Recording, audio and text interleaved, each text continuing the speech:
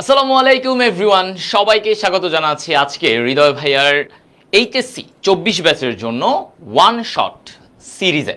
So তোমাদের বায়োলজির CQ এর জন্য মূলত আমি এবং তোমাদের হামিম ভাইয়া মিলে আমাদের একটা ওয়ান শট সিরিজ শুরু হয়েছে। সো আমি ইতিমধ্যে তোমাদের অণুজীবের ক্লাসটি নিয়েছি এবং তোমাদের হামিম ভাইয়া নিয়েছে হচ্ছে তোমাদের হামিম ভাইয়ের সামনে ক্লাস নেবে। সো আজকে আমি রক্ত ও সংবহন নিয়ে, এবং তোমরা দেখেছো টার্গেট ডিএমসি যে ফ্রি গ্রুপটা আছে সেখানে কিন্তু আমরা অলরেডি রুটিন পাবলিশ করে দিয়েছি যে এই মাসে আমরা কি কি ফ্রি ক্লাসগুলো নিব ওয়ান শট। ওকে, সো ওয়ান শট ক্লাসগুলোতে এর আগে তোমাদেরকে আমি দেখিয়েছি যে একদম ফিল্টার্ড করে তুমি যদি এই টপিকগুলা গুনে গুনে যে আমি এগুলো সিকিউর জন্য পড়বো তাহলেই তুমি দেখবা তোমার কাজ হয়ে গেছে। সো ওইভাবেই আমরা তোমাদেরকে পড়াবো, জিনিসগুলোকে শিখাবো, সো দ্যাট তোমরা জিনিসটাকে সহজে শেষ মুহূর্তে এসে তোমরা ধারণ করতে পারো। সো তোমরা কাইন্ডলি কেমন আছো? ওকে, ওয়ালাইকুম আসসালাম সবাইকে, এবং ভাইয়া আলহামদুলিল্লাহ ভালো আছে। আর তোমরা কাইন্ডলি একটু শেয়ার করে দিবা, ঠিক আছে? একটু শেয়ার করে দাও তোমাদের টাইম লাইনে এবং গ্রুপগুলোতে একটু শেয়ার করে দাও। ভাইয়াও ক্লাসটা শেয়ার করি সো দ্যাট আমাদের মেজরিটি স্টুডেন্ট ক্লাসটা করতে পারে। ওকে, তাহলে চলো এখন আচ্ছা দেখি ভাইয়া একটু বিভিন্ন গ্রুপগুলোতে শেয়ার দিয়ে দিই।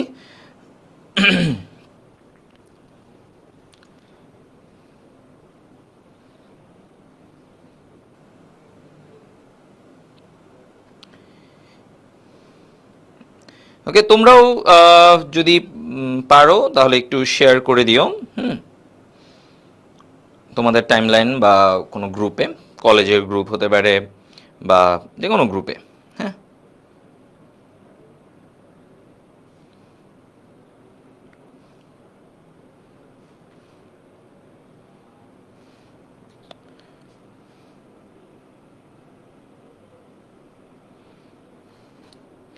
ভাই এটা কি এইচএসসি 24-এর জন্য? হ্যাঁ, এইচএসসি 24 এটা থেকে ক্লাসটা করতে পারবে। হ্যাঁ, এবং ওরা হাইলি বেনিফিটেড হবে বলে আমি মনে করি, বুঝছো? হাইলি বেনিফিটেড হবে ওরা এই ক্লাস থেকে। আচ্ছা ভাইয়া কেমন আছেন? ভাইয়া আলহামদুলিল্লাহ ভালো আছে, ঠিক আছে। তো তোমাদের সাথে বাকিরা কোথায়? ওরা কি আসবে নাকি আসবে না? বলো, বাকিরা কোথায়?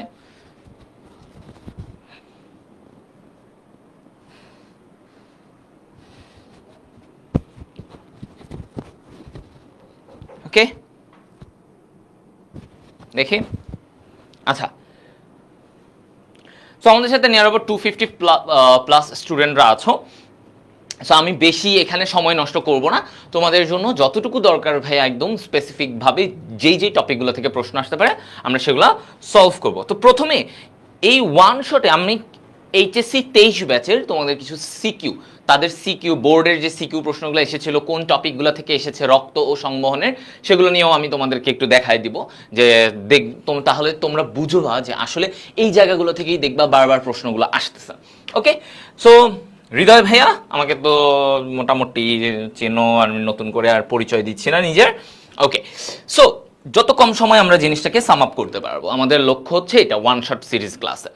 আচ্ছা দেখো, রক্ত ও সংবহনে প্রথমে আমরা এটাকে দুইটা ভাগে ভাগ করি। এই পুরা চ্যাপ্টারের কন্টেন্টগুলোর মধ্যে, মানে সৃজনশীলের কন্টেন্টগুলোর মধ্যে প্রথমে থাকে রক্তকণিকা, এরপরে থাকে হৃৎপিণ্ড।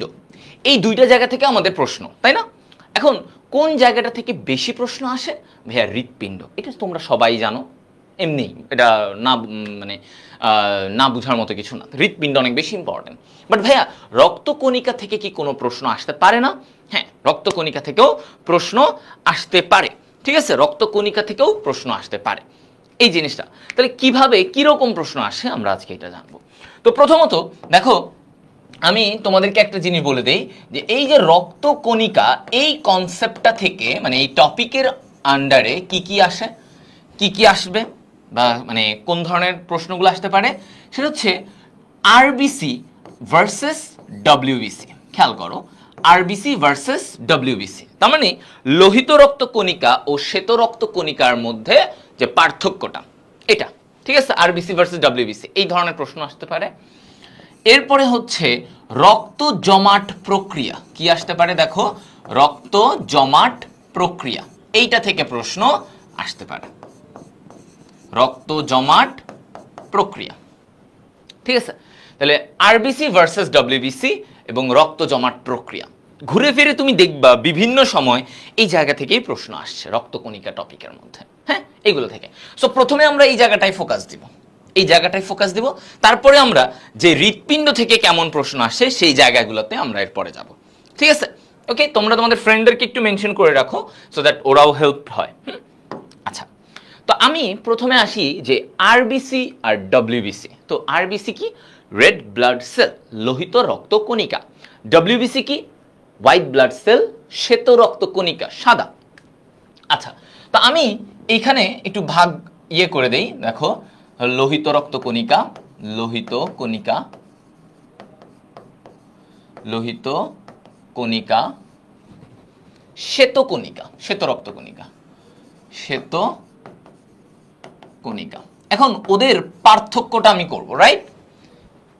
কিছু বিষয় থাকবে যে বিষয়গুলোর উপরে আমরা পার্থক্যটা করব। বিষয়, ওকে। দেখো, সিকিউতে এগুলো আসে, সো আমি এই কারণে তোমাদেরকে এটা দেখাচ্ছি। তো প্রথমত কি নিয়ে বলবো? সেটা হচ্ছে ওদের নিউক্লিয়াস। কি নিয়ে? নিউক্লিয়াস। খেয়াল করো, আমরা জানি যে লোহিত রক্ত কণিকায় নিউক্লিয়াস থাকে কি থাকে না? পরিণত লোহিত রক্ত কণিকায় নিউক্লিয়াস থাকে না, এটা আমরা পড়ে আসছি। তাহলে এইখানে লোহিত রক্ত কণিকায় নিউক্লিয়াস নেই। আচ্ছা, শ্বেত রক্ত কণিকা, শ্বেত রক্ত কণিকায় কি বলছে? শ্বেত রক্ত কণিকায় নিউক্লিয়াস থাকে, নিউক্লিয়াস থাকে। আমরা জানি শ্বেত রক্ত কণিকাতে নিউক্লিয়াস থাকবে, একমাত্র রক্ত কণিকা যার ভিতরে নিউক্লিয়াস থাকে। আচ্ছা, সেকেন্ড পয়েন্ট আসো, সেটা কি? সংখ্যা, সংখ্যা। আচ্ছা, লোহিত রক্ত কণিকার সংখ্যা কত? এভারেজে আমরা বলে থাকি কত বলতো? প্রায় 50 লাখ, নারী পুরুষ এভারেজ কত? প্রায় 50 লক্ষ, প্রায় 50 লক্ষ। এগুলো কিন্তু পরীক্ষায় আসবে। হ্যাঁ, 50 লক্ষ প্রতি ঘন মিলিমিটার রক্তে। আর শ্বেত রক্ত কণিকার সংখ্যা কত? 4 থেকে 11,000, 4 থেকে 11,000 প্রতি ঘন মিলিমিটার রক্তে। ওকে, ফাইন। এরপরে 3 নম্বর পয়েন্টে দেখো কি বলছে? হিমোগ্লোবিন। তুমি বলো তো ভাইয়ারা, হিমোগ্লোবিন কার আছে কার নাই? এই যে হিমোগ্লোবিন, এটা কি? একটা রঞ্জক, রঞ্জক যে রং ধারণ করায়। তাহলে হিমোগ্লোবিন রং, তাহলে রঞ্জক, রং থাকবে, লাল হবে। হিমোগ্লোবিনের রং কি? লাল। তাহলে সে কি করতেছে?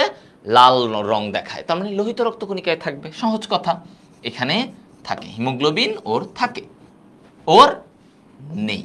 শ্বেত রক্ত কণিকা, হিমোগ্লোবিন নেই, এই কারণে সে সাদা, সে সাদা। আচ্ছা, গেল।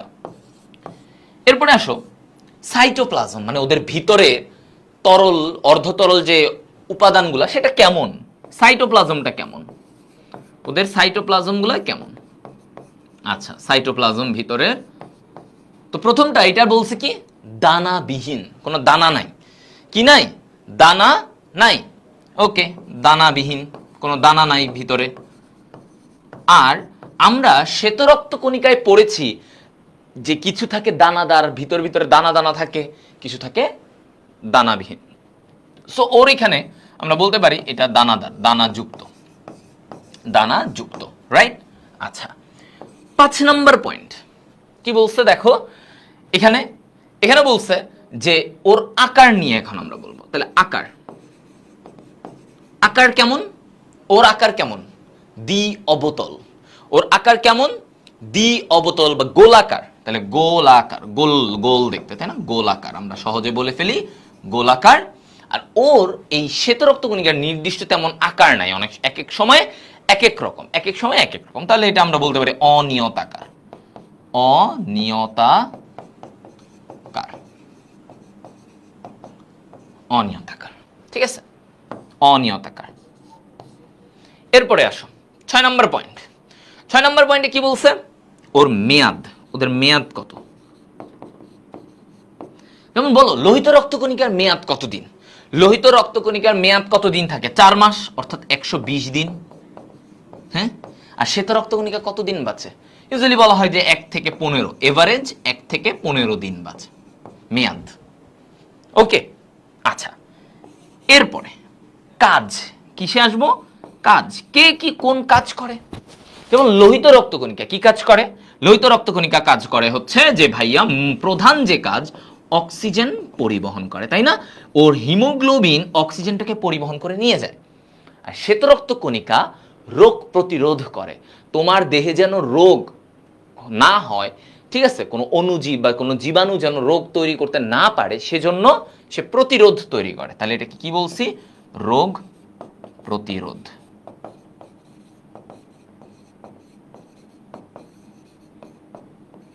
রোগ প্রতিরোধ তৈরি। দেখো, ইজ ইট ক্লিয়ার? হ্যাঁ সবাই, এই পয়েন্টগুলো তোমার লাগবে, এগুলো প্রায় অনেক সময় আসতে দেখা যায়। এই পয়েন্টগুলো একদম সিকিউতে কিন্তু আমার এই পয়েন্টগুলো অনেক অনেক অনেক আসতে দেখা গেছে। সো এ কারণে তোমাদেরকে আমি বারবার এই জিনিসগুলো বলতেছি। দেখো, আশা করি এই পয়েন্টগুলো তোমাদের এখন বোঝা হয়ে গেছে, তাই না? হয়ে গেছে। ওকে, ক্লিয়ার, পরিষ্কার একদম, এগুলো আমাদের হয়ে গেছে। তাহলে এই ধরনের প্রশ্ন যদি আসে তুলনা করতে, তাহলে তুমি এরকম 6 থেকে 7টা প্রমাণ করে দেখাই দিবা, ঠিক আছে? দেখাই দিবা। ওকে, ভালো, ক্লিয়ার ভাইয়া, ভেরি গুড। ওকে, এরপরে তাহলে এরপরেটা কি? রক্ত জমাট প্রক্রিয়া। এটাও খুবই কমনলি সিকিউতে আসে। কোনটা? রক্ত জমাট প্রক্রিয়া। তাহলে আমাকে বলছে রক্ত জমাট প্রক্রিয়া, ঠিক আছে? রক্ত জমাট প্রক্রিয়া, ঠিক আছে? রক্ত জমাট প্রক্রিয়া। এখন দেখো ভাইয়া, রক্ত জমাট প্রক্রিয়া শুরুটা হয় কখন? শুরুটা কখন থেকে হবে? ঠিক আছে, কখন থেকে এটা হবে? আচ্ছা, তো যখন একটা জায়গায় ধরো কেটে গেছে, আমার এই জায়গায় কেটে গেল, রক্ত জমাট, এখানে রক্তটা কিভাবে জমাট বাঁধবে? তো এখানে ধরো আমার একটা অংশ কেটে গেছে, ক্ষত, ঠিক আছে? কি বলছি? ক্ষত স্থানে, আমার যে জায়গাটায় ক্ষত হয়েছে, খেয়াল করো ভাইয়া, এই ক্ষত স্থানে কি হবে? অনুচক্রিকা ভেঙে যাবে। কি হবে? অনুচক্রিকা ভেঙে যাবে। ওকে, ওই যে অনুচক্রিকা, কারণ আমরা জানি এই অনুচক্রিকা কি করে? রক্তকে জমাট বাঁধতে সাহায্য করে, তাই না? আচ্ছা, তো ক্ষত স্থানে অনুচক্রিকা ভেঙে যায়, ভেঙে যায়।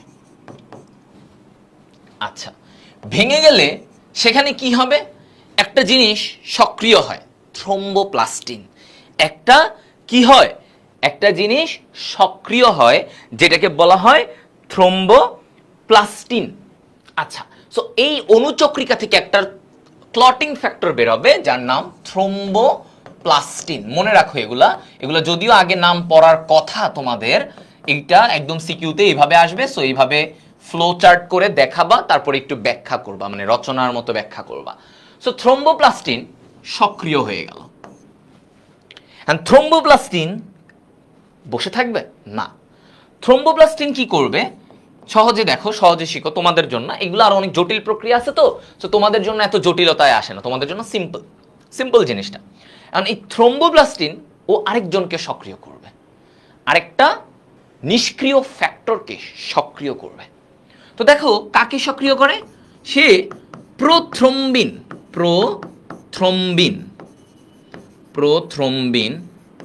এইটাকে সে সক্রিয় করে থ্রম্বিন বানায়। সে কি বানায়?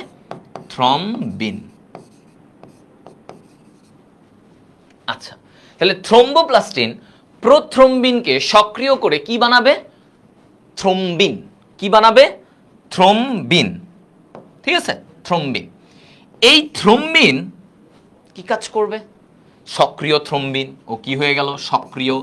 এবার এই সক্রিয় থ্রম্বিন ফাইব্রিনোজেনকে কি করবে? দেখো, ফাইব্রিনোজেনকে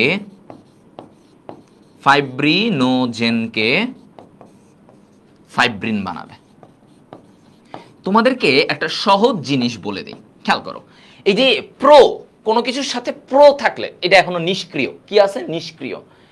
জেন, ফাইব্রিনোজেন, জেন থাকা মানে এগুলো নিষ্ক্রিয় বুঝায়। ঠিক আছে, এগুলো হচ্ছে কিছু ট্রিক, যে এইটা দিয়ে নিষ্ক্রিয় বুঝায়। হ্যাঁ, এটা দিয়ে নিষ্ক্রিয় বুঝায়। ওকে, সো এবার দেখো যে ফাইব্রিনোজেন সক্রিয় ফাইব্রিন হয়ে গেল। ফাইব্রিন গুলা কেমন? এই ফাইব্রিন গুলা হচ্ছে সুতার মতো, এগুলো হচ্ছে এরকম সুতা। ফাইব্রিন গুলা কি? সুতার মতো। তাহলে এই ফাইব্রিন, একটা ফাইব্রিন আরেকটা ফাইব্রিনের সাথে জোড়া লেগে, খেয়াল করো, এই যে এভাবে জোড়া লেগে ওরা একটা জালক তৈরি করে, যাকে বলা হয় ফাইব্রিন জালক। যাকে কি বলা হয়? ফাইব্রিন জালক।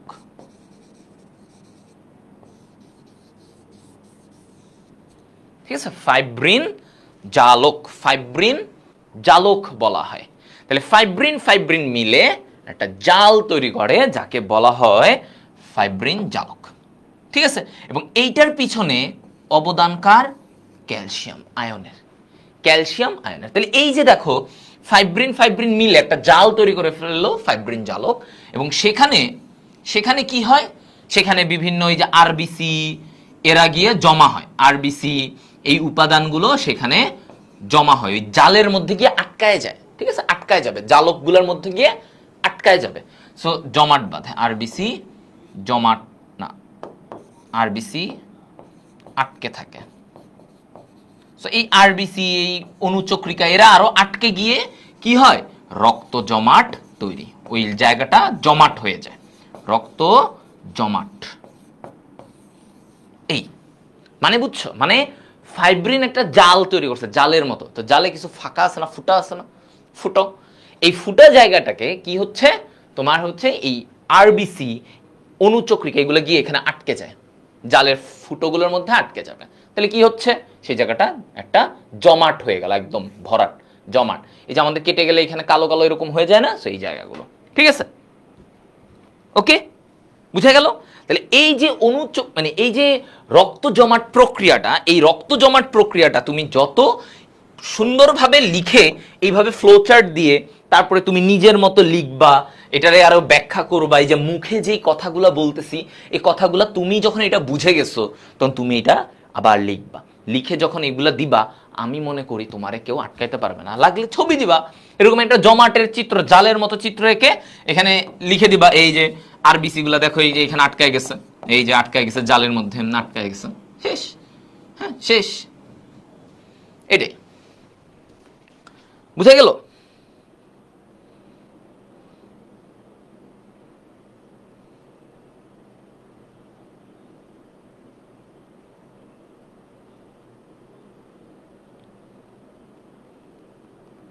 ওকে,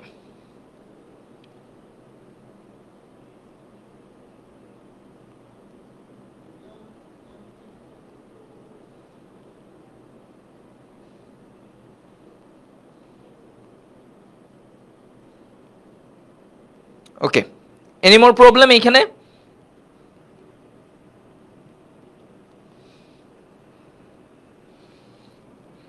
বলো, আশা করি এতটুকু সবাই done. Very good. Rashed Mahmud Saim সে বলছে সেরা।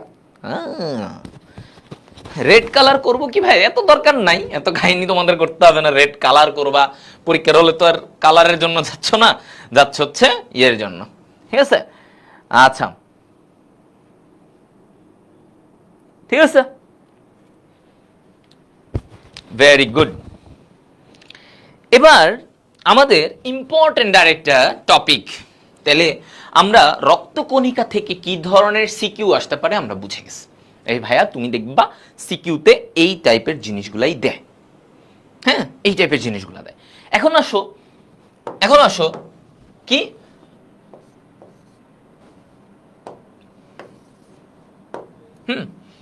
হৃৎপিণ্ড টপিক থেকে আমরা কিন্তু সিকিউ করব। দেখো তোমাদের জন্য সিকিউ, তুমি এগুলো যখন পড়াবো তুমি দেখবা যে ভাই হাই হাই ওই সিকিউ তো পারি, বুঝো নাই? এমনিই হয়ে যাবে। সো আগে আমরা আলোচনা করব যে কোনগুলা ওয়ান শটে তোমাকে মাস পড়ে যেতে হবে সিকিউতে, একদম এগুলা পড়বা। এগুলা পড়ে গেলে দেখবা যে সিকিউ মোটামুটি এখান থেকে তোমার যেই চ্যাপ্টার, এই চ্যাপ্টার থেকে যদি ভাই এই কয়েকটাই পড়বো, এগুলাই দেখে যাও সিকিউর জন্য। আচ্ছা, প্রথম পয়েন্ট ভাই, গঠন পড়তে হবে। হৃৎপিণ্ডের গঠন পড়বা না, পারবা না, তাইলে এই চ্যাপ্টার কিছুই হবে না, বুঝছো? এটা পারতে হবে। ওর প্রক্রিয়ার সংবহন প্রক্রিয়া, সংবহন প্রক্রিয়া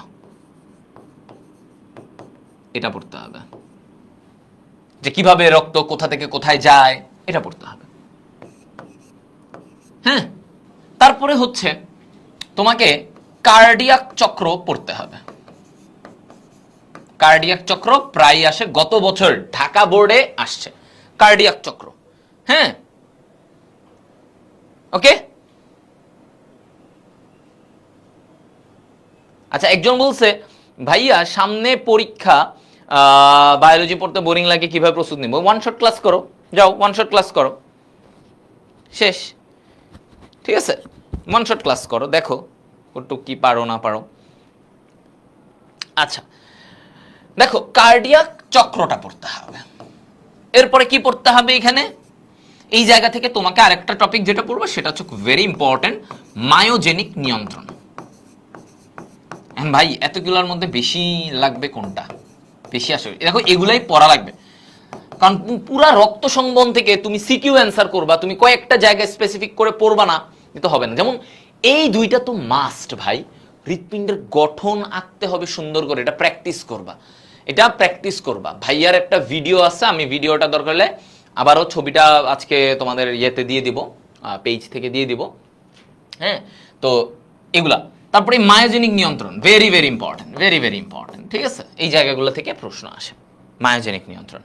ওকে, তো এখন আসো যে, হ্যাঁ দেখো, হ্যাঁ হার্টের ছবিটা শিখিয়ে দিবেন। হ্যাঁ, হার্টের একটা সুন্দর একটা টেকনিকের আমি ধাপে ধাপে স্টেপ বাই স্টেপ দেখাই দিছি, ওইটার ছবিটা আমি তোমাদেরকে দেখাবো, ওইটা দিয়ে দিব পেজ থেকে, আজকে দিয়ে দিব। ঠিক আছে, আচ্ছা আসো এবার আমরা এই হৃৎপিণ্ড থেকে এই জায়গাগুলো আমরা শিখবো এখন। আচ্ছা, প্রথমেই আসি আমরা গঠনে, তাই না? হৃৎপিণ্ডের গঠন। আচ্ছা, তো হৃৎপিণ্ডের গঠনে আমরা এরকম করে ফার্স্টে, আমি এখানে আসলে এত সময় নিয়ে আমি ট্রিকটা তোমাদের পেজে আপলোড দিয়ে দিব, বাট এত সময় নিয়ে আসলে আমি এখন আঁকতে গেলে ইয়ে লাগবে, মানে শুধু শুধু টাইম ওয়েস্ট হবে। তাও আমি একটু একটু জাস্ট ক্লোজ যাই, ওই যে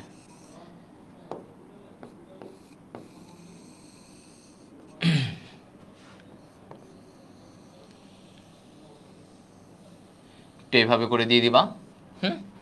এভাবে করে দিয়ে দিলা, তারপরে এই দিক থেকে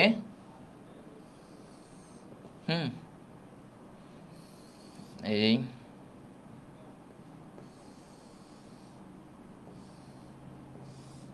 এরকম ভাবে দিয়ে দিবা, এই দিক থেকে এই দিকে এইভাবে দিবা, এই দিক থেকে এইভাবে দিবা। ঠিক আছে, এরপরে দেখো এই দিক থেকে এইভাবে একটা দিবা, এই দিক থেকে এইভাবে একটা দিয়ে রাখো। হ্যাঁ, এভাবে একটু দিবা। এটা গেল এখান থেকে, তারপরে এইখান থেকে আরেকটা এইভাবে দেখাই দিই আমরা। সো এই এই ওকে, এরপরে দেখো দিলাম, একটু ডিফারেন্ট কালার করি। এই দিক থেকে আমার একটা জিনিস,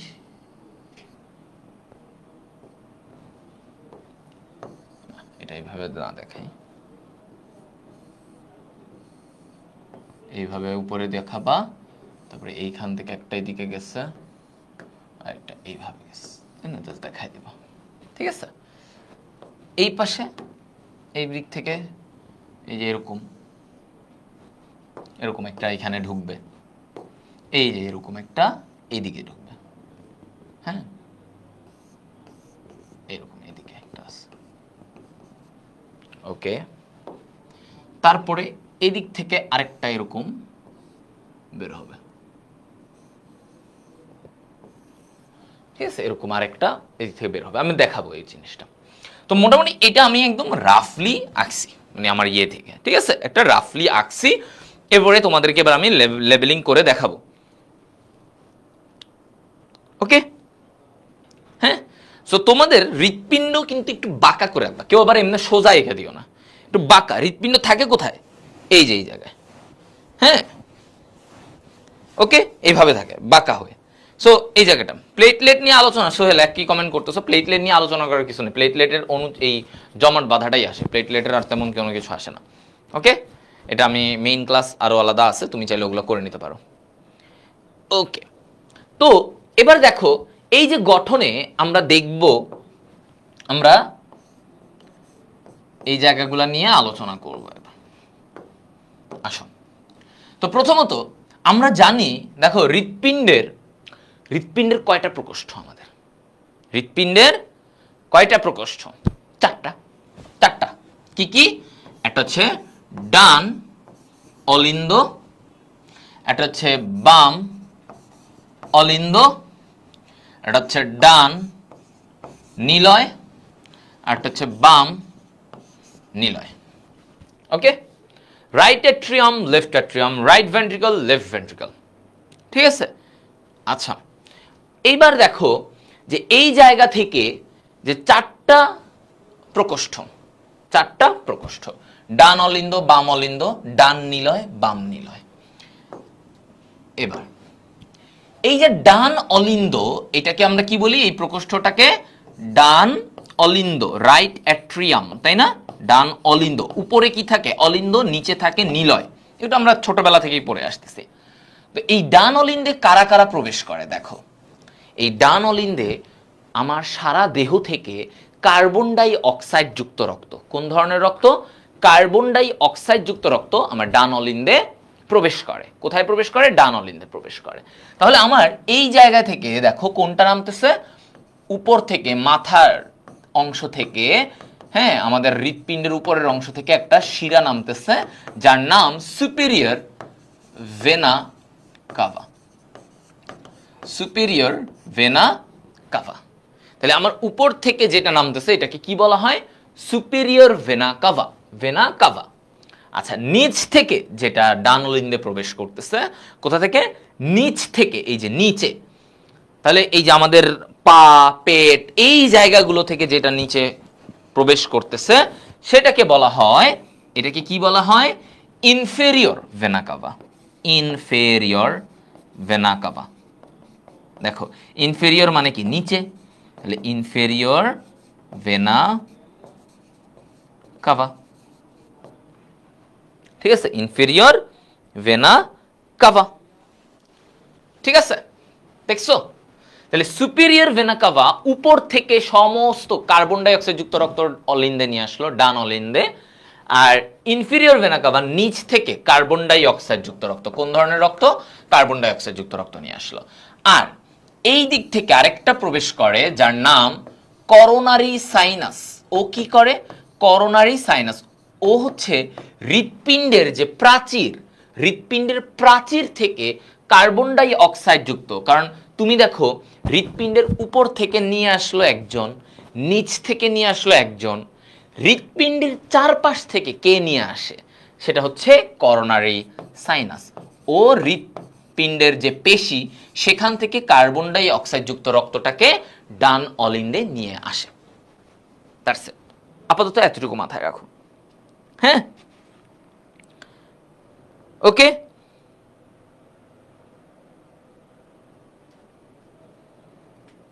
আচ্ছা, ক্লিয়ার সবাই? ভাইয়া এই ওয়ান শট করলে কি এমসিকিউ হবে? না, আমি সিকিউ এর জন্য এই ওয়ান শট গুলা, সিকিউ এর জন্য মূলত। আর এমসিকিউ আলাদা, ওয়ান শট এমসিকিউ আলাদা ভাবে কাজ করব তোমাদের জন্য, ওটা আলাদা হিসাব, ঠিক আছে? আচ্ছা, গেল এটা। এবার আসো, এটা এই ডান অলিন্দের গঠনে গেল। এবার ডান অলিন্দর পরে ডান নিলয়। এই ডান নিলয়ে খেয়াল করো, এইখান থেকে একটা জিনিস উপরে উঠে, তাই না? এই যে এই দিক থেকে একটা জিনিস উপরে উঠে, এই যে এই পাশ থেকে উঠে এই দিক থেকে বের হয়, হয় কি না? হয়। তো এই যে উপর থেকে যেটা বের হয় বা নিচ থেকে এখান দিয়ে যেটা বের হয় সেটাকে আমরা কি বলি? এটাকে আমরা বলি পালমোনারি ধমনী। পালমোনারি পালমোনারি ধমনী, পালমোনারি ধমনী। ঠিক আছে, এটাকে কি বলে? পালমোনারি ধমনী। আচ্ছা, তো পালমোনারি ধমনী দিয়ে এটা যাবে। ঠিক আছে, এই পালমোনারি ধমনী এই দিক থেকে গিয়ে এটা কোথায় যায়? এটা যায় ফুসফুসে। কোথায় যায়? ফুসফুস, ফুসফুসে যায়। ঠিক আছে, ফুসফুসে যায়। এই ফুসফুস থেকে তারপরে এই ফুসফুস থেকে কি বলছে? এই ফুসফুস থেকে পালমোনারি শিরার মাধ্যমে, কিসের মাধ্যমে? শিরা। এই পালমোনারি শিরার মাধ্যমে রক্ত কোথায় চলে আসে? পালমোনারি শিরা।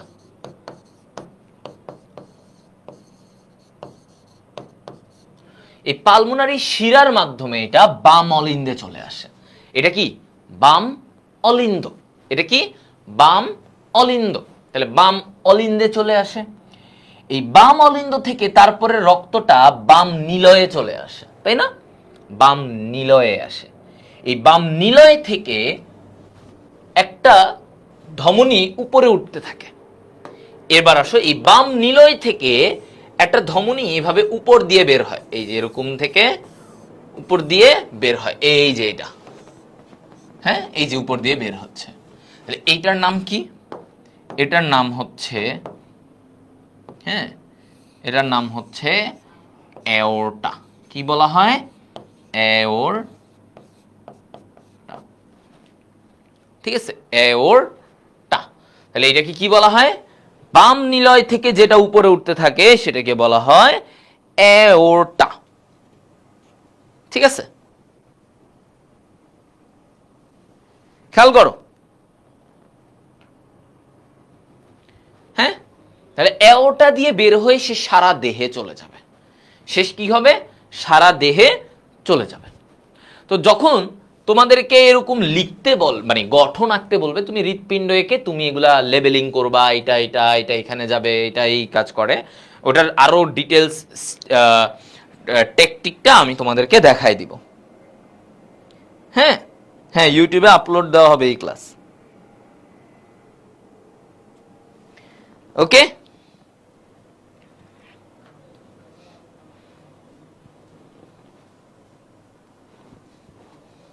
ওকে। এবার আসো, কপাটিকা কই? এই যে একজন অলরেডি বলছে, আমি অলরেডি বলতে রাখছিলাম যে কপাটিকা, কপাটিকা কোথায়? খেয়াল করো, এই জায়গায় ডান অলিন্দ আর ডান নিলয়ের মাঝখানে যেই কপাটিকা থাকে সেই কপাটিকাটাকে কি বলা হয়? এই জায়গায় তিনটা পর্দা দিয়ে একটা কপাটিকা থাকে, মনে রাখবা, তিনটা পর্দা দিয়ে এরকম একটা কপাটিকা। এই কপাটিকাটার নাম, এই যে ডান অলিন্দ আর ডান নিলয়ের মাঝখানে এই কপাটিকার নাম হচ্ছে ট্রাইকাসপিড কপাটিকা। শিখে রাখো, ট্রাইকাসপিড কপাটিকা। তাহলে ডান অলিন্দ আর ডান নিলয়ের মাঝখানে আমার যে কপাটিকা থাকে তার নাম ট্রাইকাসপিড কপাটিকা। ট্রাইকাসপিড কপাটিকা। এরপরে হচ্ছে বাম অলিন্দ আর বাম নিলয়ের মাঝখানে, এই জায়গায় অলিন্দ নিলয়ের মাঝখানে বাম পাশে, মনে রাখবা বাম ব, তাহলে এই পাশে যে কপাটিকার নাম সেটা হচ্ছে বাইকাসপিড কপাটিকা। বাইকাসপিড কপাটিকা। ঠিক আছে, বাইকাসপিড কপাটিকা। বতে বাম, বতে বাইকাসপিড। এই বাইকাসপিডের আরেকটা নাম আছে, এটাকে বলা হয় মাইট্রাল। মাইট্রাল কপাটিকাও বলা হয়।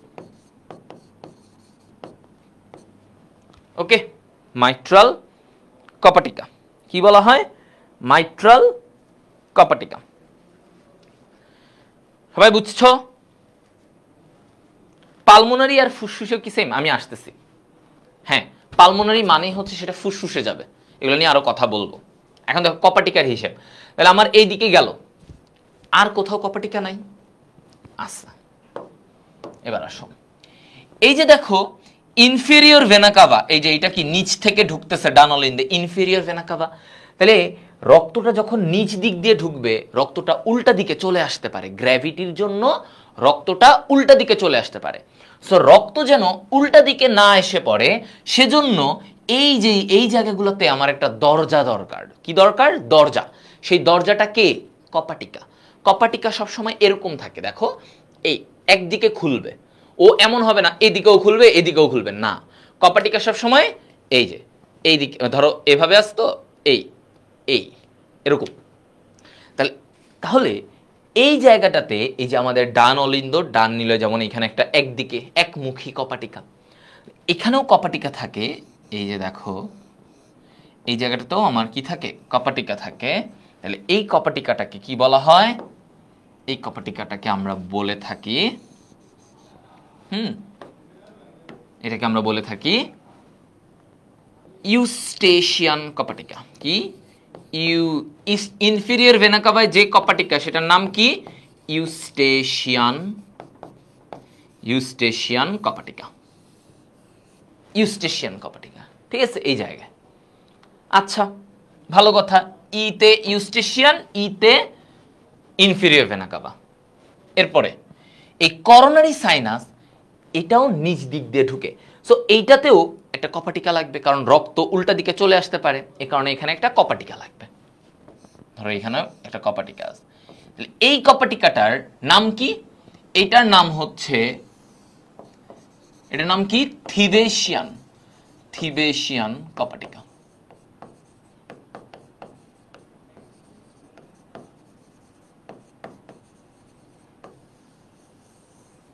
থিবেশিয়ান কপাটিকা। তো একজন বলছে ভাই ব্যাখ্যা করব কিভাবে? তোমরা তো এখন আর নার্সারিকে জিতে নাই, তাই না? তোমরা নার্সারিকে জিতে পারো না যে তোমাদেরকে প্রত্যেকটা জিনিস দেখো এটা। তুমি যখন জানতেছো যে থিবেশিয়ান কপাটিকা কোথায়, ওই যে ভাই করোনারি সাইনাসটা যে ডান অলিন্দে ঢুকছে, তো এখন কি তুমি এই জিনিসটা লিখতে পারবা না যে হ্যাঁ ডান অলিন্দ আর করোনারি সাইনাসের মাঝখানে থিবেশিয়ান কপাটিকা আছে, এইভাবে লিখতে পারবা না? আচ্ছা, আর সুপিরিয়র ভেনা কাভা, এই যে উপর থেকে যেটা নামতেছে, সেখানে কোনো কপাটিকা নাই। সেখানে কি নাই? কোনো কপাটিকা নাই। কেন নাই? সেখানে কেন কোনো কপাটিকা নাই? কারণ তুমি দেখো রক্ত উপর থেকে নিচে নামতেছে।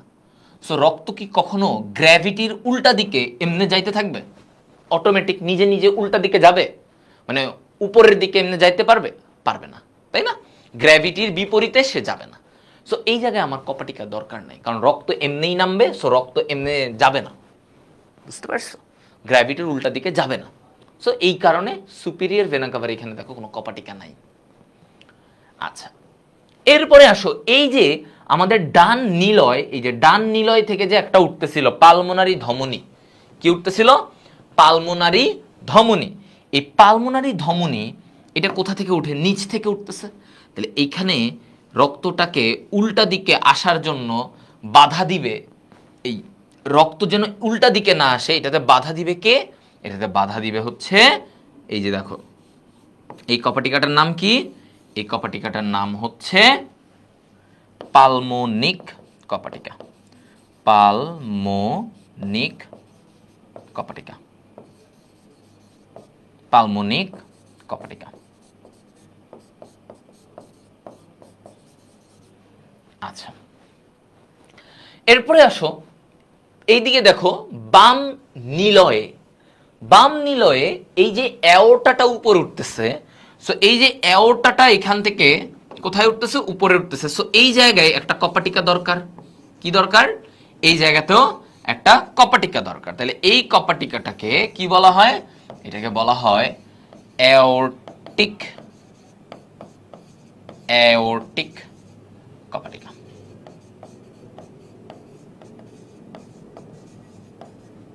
অ্যাওর্টিক কপাটিকা। ওকে,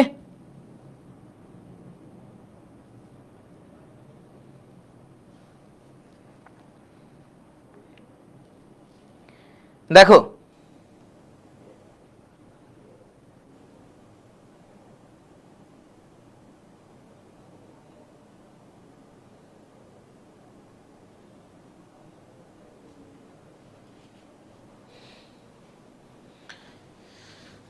বুঝতে পারছো কিনা বলো?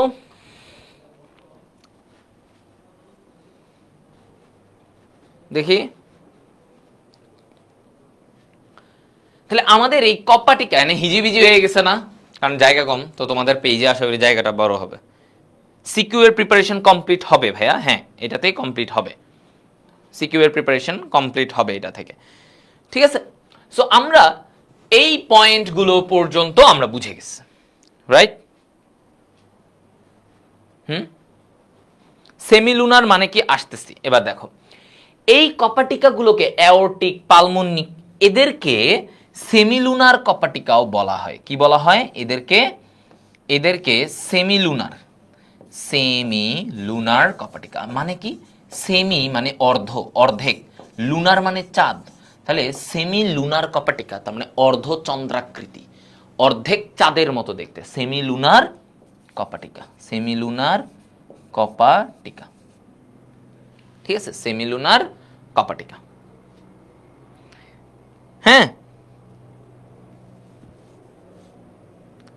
দেখো এই জিনিসটা হচ্ছে এতটুকু,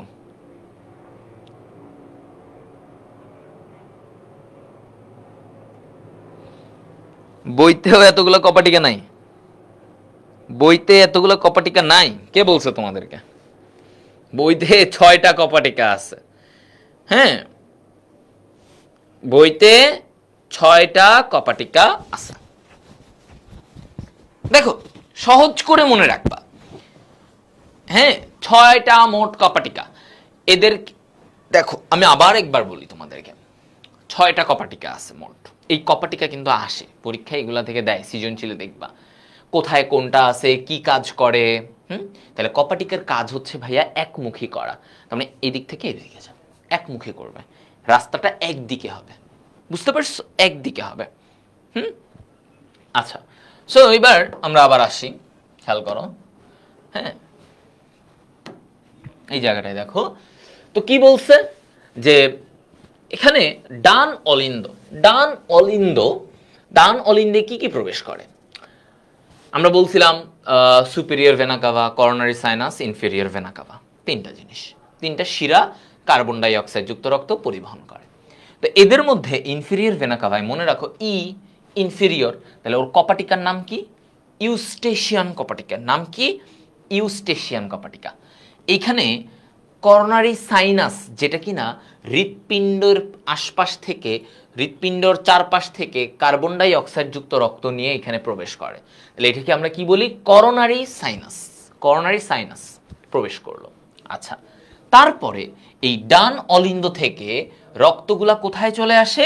এই কার্বন ডাই অক্সাইড যুক্ত রক্ত ওরা চলে আসে ডান নিলয়ে। কোথায় আসে? ডান নিলয়ে। আচ্ছা, এই ডান নিলয় থেকে তারপরে একটা ধমনী উপরে ওঠে, এদিক থেকে একটা ধমনী উপরে ওঠে, এটাকে বলা হয় পালমোনারি ধমনী। কি বলা হয়? পালমোনারি ধমনী। এই পালমোনারি ধমনী কি কাজ করে? সে কার্বন ডাই অক্সাইড যুক্ত রক্ত নিয়ে ফুসফুসে পাঠায়, ফুসফুসে পাঠায়। এখন এই জায়গাটায় ব্যাপার হচ্ছে, এইখানে পালমোনারি ধমনীর এখানে একটা কপাটিকা থাকে, যার নাম কি? যার নাম হচ্ছে পালমোনিক কপাটিকা। আর ডান অলিন্দ আর ডান নিলয়ের মাঝামাঝি কপাটিকাকে কি বলে? ট্রাইকাসপিড। ডান পাশে কোনটা থাকে? ট্রাইকাসপিড, ঠিক আছে? আচ্ছা, তারপরে এই দিক থেকে এটা ফুসফুসে যাবে, ফুসফুসে কার্বন ডাই অক্সাইড যুক্ত রক্ত গেলে সেখান থেকে কি হয়? কার্বন ডাই অক্সাইডটাকে বের করে দেয় আর অক্সিজেনটাকে গ্রহণ করে। ফুসফুস কি করে? কার্বন ডাই অক্সাইডটাকে বের করে দেয়, অক্সিজেনটাকে গ্রহণ করে। সেই অক্সিজেন যুক্ত রক্তটা কি হবে? এই পালমোনারি শিরা, দেখো এই যে পালমোনারি শিরার মাধ্যমে বাম অলিন্দে বা লেফট অ্যাট্রিয়ামে প্রবেশ করে। বাম অলিন্দে প্রবেশ করলো, বাম অলিন্দ থেকে বাম নিলয়ে প্রবেশ করবে কিসের মাধ্যমে? এই যে বাইকাসপিড কপাটিকা। তাহলে বাম পাশে বাম অলিন্দ আর বাম নিলয়ের মাঝে কোন কপাটিকা থাকবে? By cuspid কপাটিকা। কোন কপাটিকা? বাইকাস্পিড কপাটিকা। আচ্ছা, তারপরে এই যে এখান থেকে এটা আসলো, এই বাম অলিন্দ থেকে, সরি বাম নিলয় থেকে রক্তটা কি হবে এবার?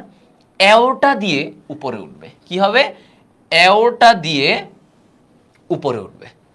এই অ্যাওর্টার এখানে যে কপাটিকাটা থাকবে সেটাকে বলা হয় অ্যাওর্টিক কপাটিকা। কি বলা হয়? অ্যাওর্টিক কপাটিকা। ঠিক আছে, অ্যাওর্টিক কপাটিকা। ওকে, কি বলি এটাকে?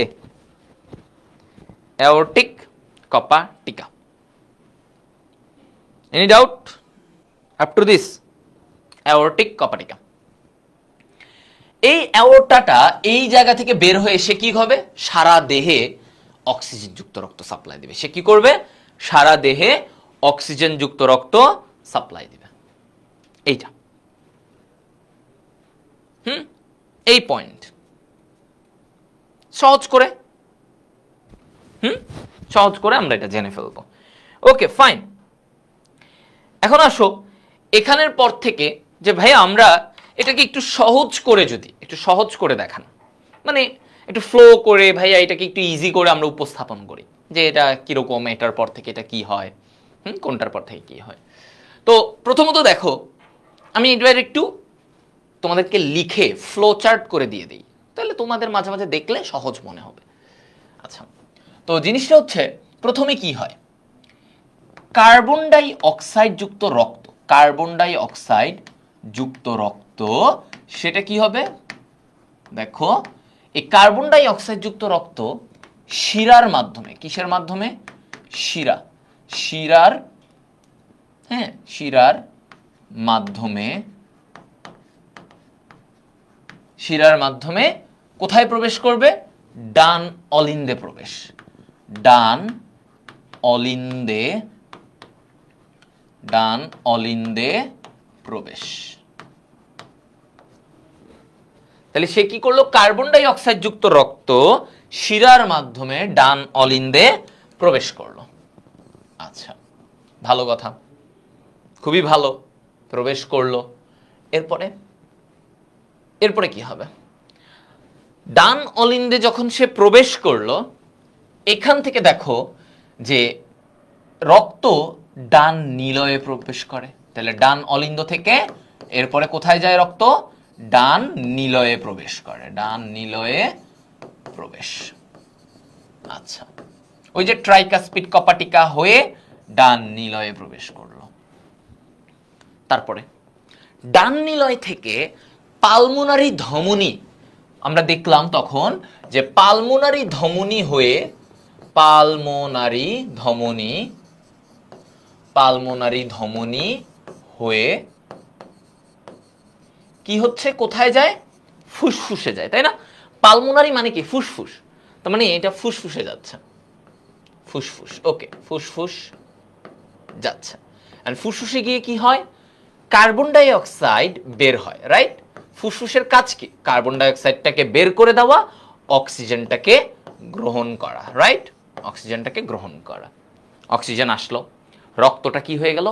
অক্সিজেন যুক্ত রক্ত হয়ে গেল। রক্তটা কি হলো?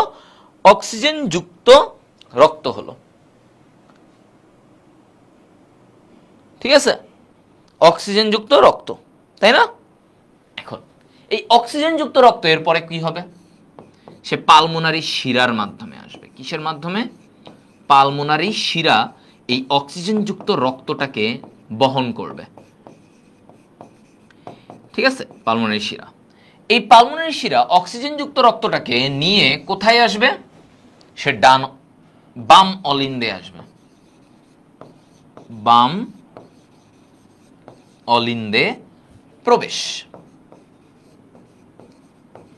আচ্ছা, বাম অলিন্দ থেকে এটা কোথায় যাবে? বাম নিলয়ে যাবে, বাম নিলয়ে যাবে। বাম নিলয় থেকে তারপরে কি হবে? সে যাবে কোথায়? ওই যে বাম নিলয় থেকে অ্যাওর্টা। দেখো এই সংবহন প্রক্রিয়া কিন্তু, এই প্রক্রিয়া কিন্তু তোমাদের আসে। সো ভাইয়া আমি এমনি এমনি পড়াচ্ছি না, কারণেই পড়াচ্ছি। হ্যাঁ, ওকে। তাহলে অ্যাওর্টা থেকে তারপরে কি হবে, সে অ্যাওর্টাটা কোথায় যাবে বলো তো? এই অ্যাওর্টা কোথায় যাবে বলতে পারবা? অ্যাওর্টা কই যায়? সারা দেহের টিস্যুতে, টিস্যু কোষে পৌঁছাবে, টিস্যু কোষে, টিস্যু কোষে অক্সিজেন পৌঁছায়। টিস্যু কোষে যখন অক্সিজেন পৌঁছে যায় তখন কি হয় দেখো, আমার টিস্যু কোষে অক্সিজেন গেল। এখন টিস্যু কোষে অক্সিজেন গেলে তারপরে আমার এখানে কি ঘটে, এই অক্সিজেনগুলা থেকে কার্বন ডাই অক্সাইড তৈরি হয়, সেখান থেকে কি হয়, শ্বসন প্রক্রিয়ায় কার্বন ডাই অক্সাইড তৈরি হয়।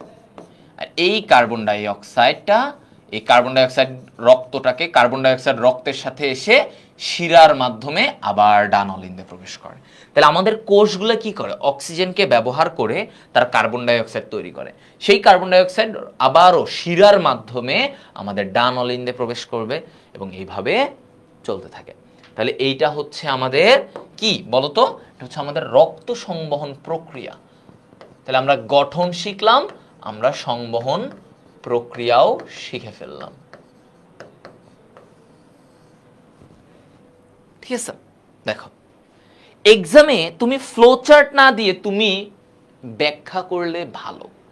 ফ্লোচার্ট দিতে পারো বাট সাথে ব্যাখ্যাও করবা। আমি সাজেস্ট করব, দেখো ফ্লোচার্টটা কেন, তোমার মাথায় যেন সহজে গেথে যায় সেজন্য। আর তুমি যদি পরীক্ষার খাতায় লিখার কথার ব্যাপারে আসো তাইলে তোমাকে একটু জিনিসটাকে মানে রচনার মতো করে লিখতে হবে, সুন্দর করে রচনার মতো লিখবা। Okay, so any more confusion up to this? হ্যাঁ,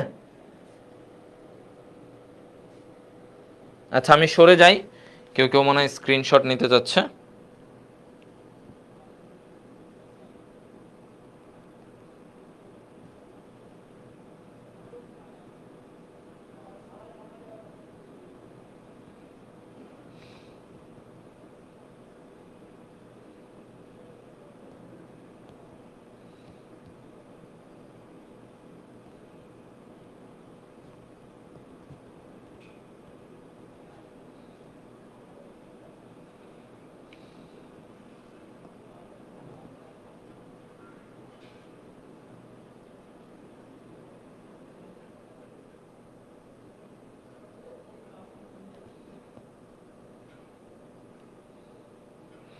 বলো,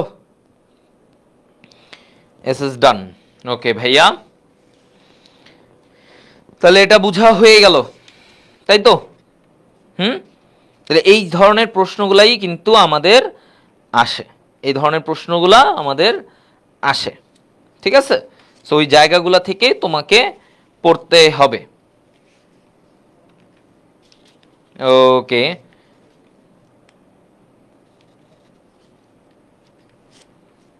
আচ্ছা এখানে আর তোমাদের ওইভাবে কিছু নাই। Okay fine.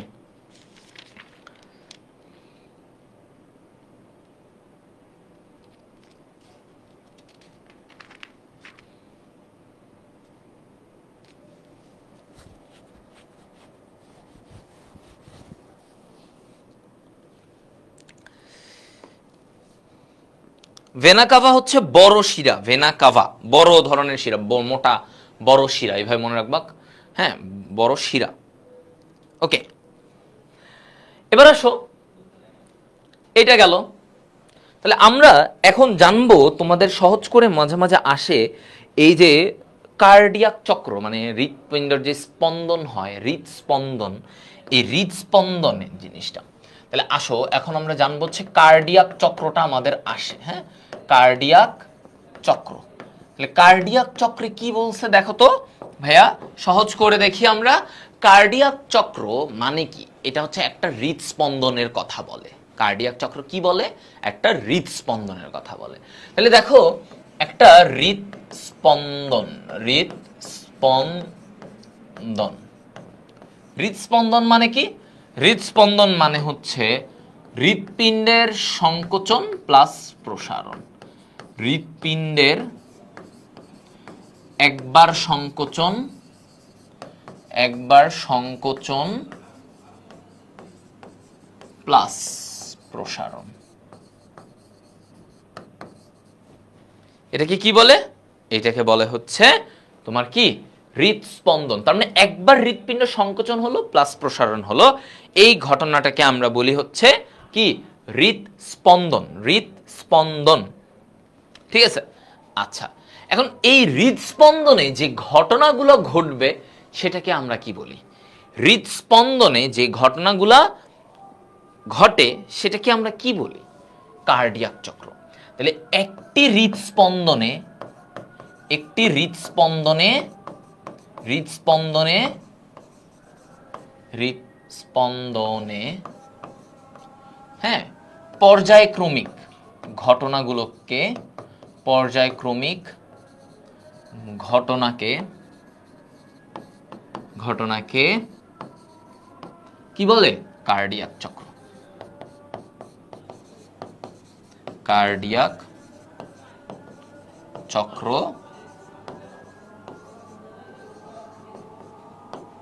বলে, ঠিক আছে? কি বলে?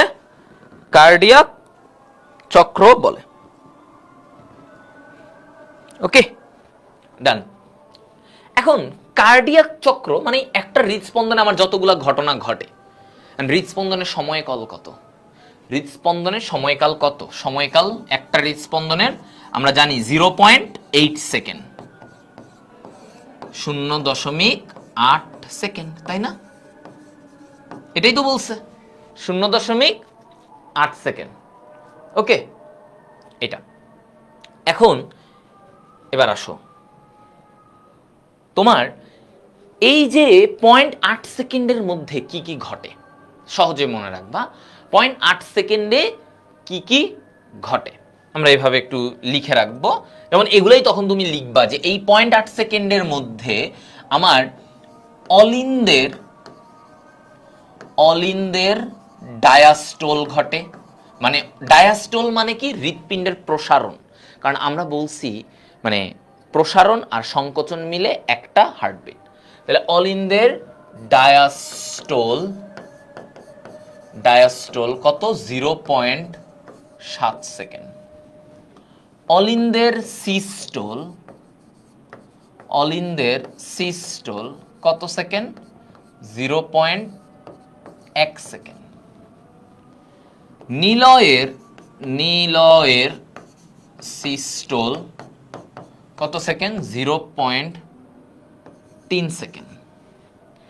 নিলয়ের ডায়াস্টোল, মনে রাখবা ডায়াস্টোল মানে প্রসারণ, তখন কি একটু বেশি সময় নেয় প্রসারণ হইতে। ফিল আপ, প্রসারণের সময় কি হয়? রক্ত ফিল আপ হয়। তাহলে নিলয়ের ডায়াস্টোলে কি হয়? নিলয়ের ডায়াস্টোলে 0.5 সেকেন্ড। ওকে, এতটুকু দেখছো? তাহলে তোমাকে এইটা লিখতে হবে যে এই যে কার্ডিয়াক চক্র যে বলা হয় হৃৎপিণ্ড সংকোচন প্রসারণ হয়, তখন কি ঘটে? এই 4টা ঘটনা ঘটে, এদের সময়কালগুলো উল্লেখ করতে হবে তখন তোমাকে, যে 4টা ঘটনায় ডায়াস্টোল হয়, সিস্টোল হয়, নিলয়ের সিস্টোল, হ্যাঁ, তারপরে নিলয়ের ডায়াস্টোল, এগুলো চলতে থাকে।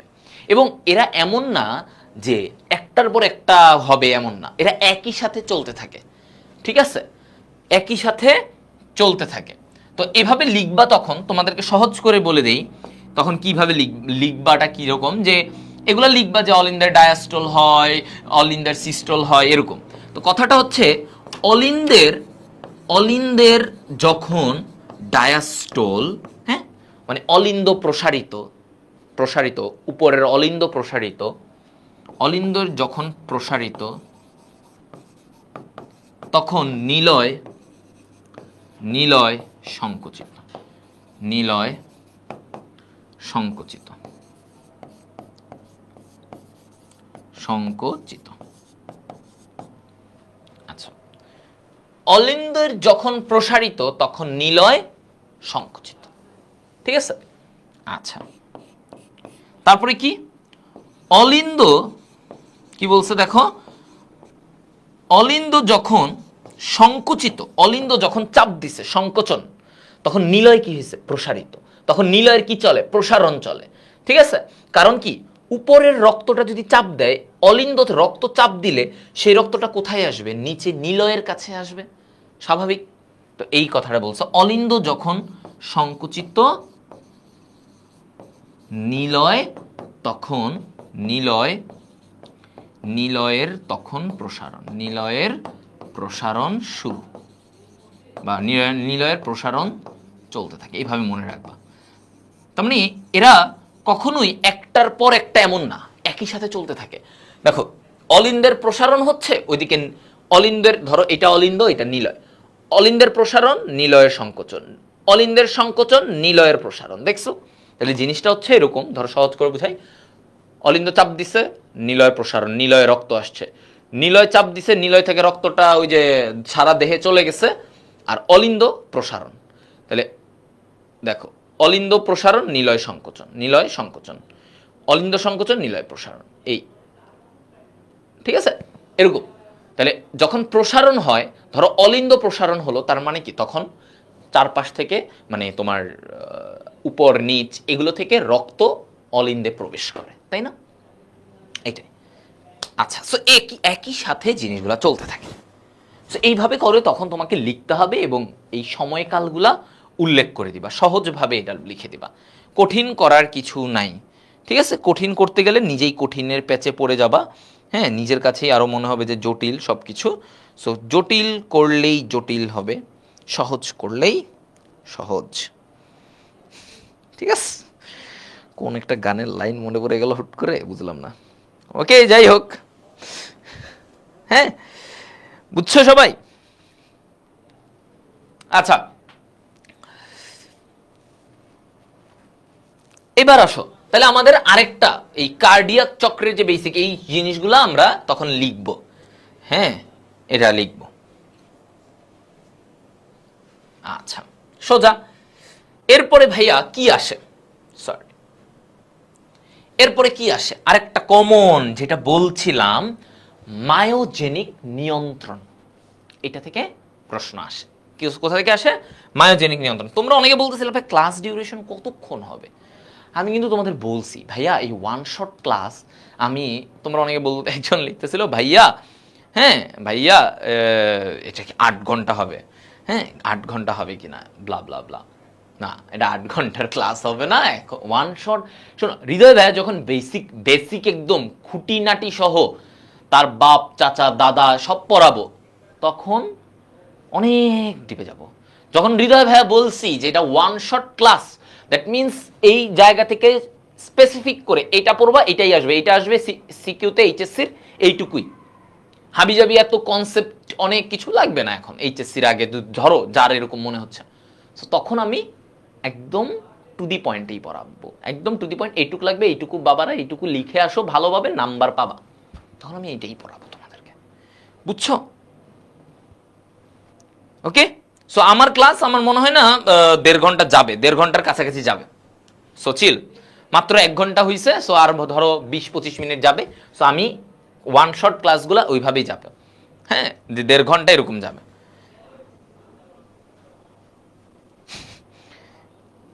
আচ্ছা, ওকে, সো ওয়ান শট ইজ যতটুক লাগবে ততটুক, বেহুদা কিছু না, ঠিক আছে? আজাইরা কিছু পড়ানো হবে না। আচ্ছা, সো আমরা এবার মায়োজেনিক নিয়ন্ত্রণ, হ্যাঁ, একদম খুবই ফেভারিট টপিক স্যারদের, হ্যাঁ, তোমাদের মানে প্রশ্নে এগুলা দেয়, মায়োজেনিক নিয়ন্ত্রণ। এটার মানেটা কি আগে বুঝো, কি বুঝাইতে চায় মায়োজেনিক নিয়ন্ত্রণে? মায়োজেনিক নিয়ন্ত্রণ মানেটা কি? মায়োজেনিক নিয়ন্ত্রণ জিনিসটা কি আসলে? মানে হৃৎপিণ্ডের, এই যে তুমি একটু আগে দেখতেছিলে, হৃৎপিণ্ড সংকোচন হয়, প্রসারণ হয়, সংকোচন হয়, প্রসারণ হয়, কেন? কেন হৃৎপিণ্ডের এই সংকোচন প্রসারণ হতে থাকে বলো? কারণ হৃৎপিণ্ডের হচ্ছে যে নিজস্ব একটা উদ্দীপনা তৈরি করে, নিজস্ব উদ্দীপনা তৈরি করে। তাহলে আমরা মায়োজেনিক, এই মায়ো মানে হচ্ছে পেশি, মায়ো মানে কি? পেশি। জেনিক মানে কি? তৈরি হওয়া। জেনিক মানে কি? তৈরি হওয়া। তাহলে মায়োজেনিক নিয়ন্ত্রণ, মায়োজেনিক নিয়ন্ত্রণ মানে কি? মায়োজেনিক নিয়ন্ত্রণ মানে কি তাহলে?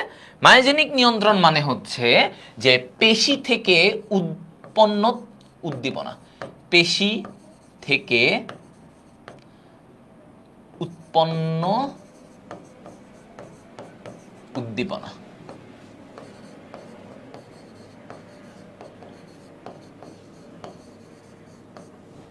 আচ্ছা, পেশি থেকে উৎপন্ন উদ্দীপনা, এটাকে বলা হয় কি? মায়োজেনিক নিয়ন্ত্রণ। ওকে, মায়োজেনিক নিয়ন্ত্রণ। আচ্ছা, তো এই মায়োজেনিক নিয়ন্ত্রণের জন্য কিছু জাংশনাল টিস্যু থাকে যারা এই উদ্দীপনা তৈরি করতে পারে। হৃৎপিণ্ডের ভিতরে কিছু টিস্যু থাকে যারা নিজেরা এই উদ্দীপনাটা তৈরি করতে পারে, যার জন্য তোমার হৃৎপিণ্ড সংকোচন হয়, প্রসারণ হয়। ঠিক আছে, তারা কারা? এগুলো আগে লিখবা তখন তুমি। জাংশনাল টিস্যু, জাংশনাল টিস্যু কারা? যারা উদ্দীপনা তৈরি করে। আচ্ছা, তাহলে কে কে আছে, কারা কারা উদ্দীপনা তৈরি করতে পারে? তো উদ্দীপনা তৈরি করতে পারে, দেখো কি নাম? Sinoatrial node. কি বলে? সাইনোঅ্যাট্রিয়াল নোড বা এসএএন। কি বলে সংক্ষেপে? এসএএন, সাইনোঅ্যাট্রিয়াল নোড। ও উদ্দীপনা তৈরি করে। Atrioventricular node, atrioventricular node, atrioventricular node. Okay, 3 number Purkinje না, বান্ডল অফ হিজ। কি নাম? Bundle of His, bundle of His. 4 number Purkinje fibre.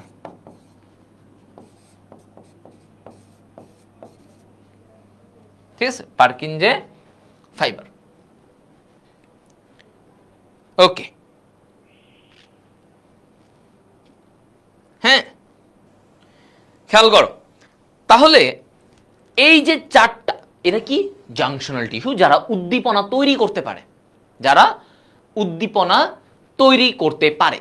এতটুকু জেনে রাখো, জাংশনাল টিস্যু এরা উদ্দীপনা তৈরি করতে পারে। আচ্ছা, এখন আমরা এগুলা লিখলাম। যখন আমাকে সিকিউতে এই মায়োজেনিক নিয়ন্ত্রণের কথা আসবে, যে হ্যাঁ হৃৎপিণ্ডের নিজস্ব উদ্দীপনা তৈরির একটা সিস্টেম আছে, সো তখন তুমি আগে এইগুলা লিখবা, জাংশনাল টিস্যু। জাংশনাল টিস্যু লিখার পরে এবার তোমাকে একটা ছবি আঁকবা, সুন্দর করে ছোট করে একটা হার্টের জাস্ট বেসিক স্ট্রাকচার ঠিক রেখে একটা ছবি আঁকবা। ধরো এই আমি একটু এভাবে করে হার্টের একটা বেসিক, এটা ধরো সুপিরিয়র ভেনা কাভা, এদিক থেকে এগুলা এরকম, এই। ঠিক আছে, এই। সো এইখান থেকে আমি হচ্ছে যে ধরো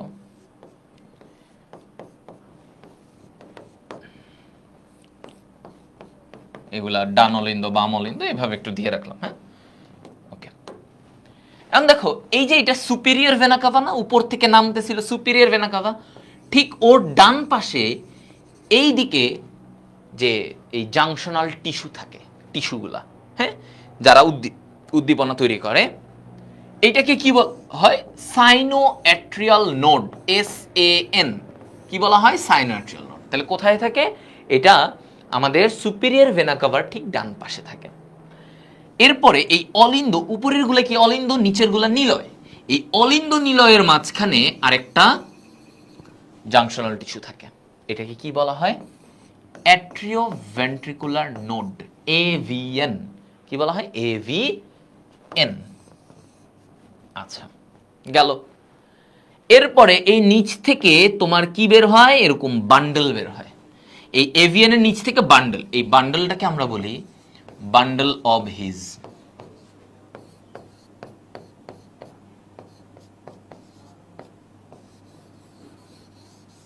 ঠিক আছে, বান্ডল অব হিজ।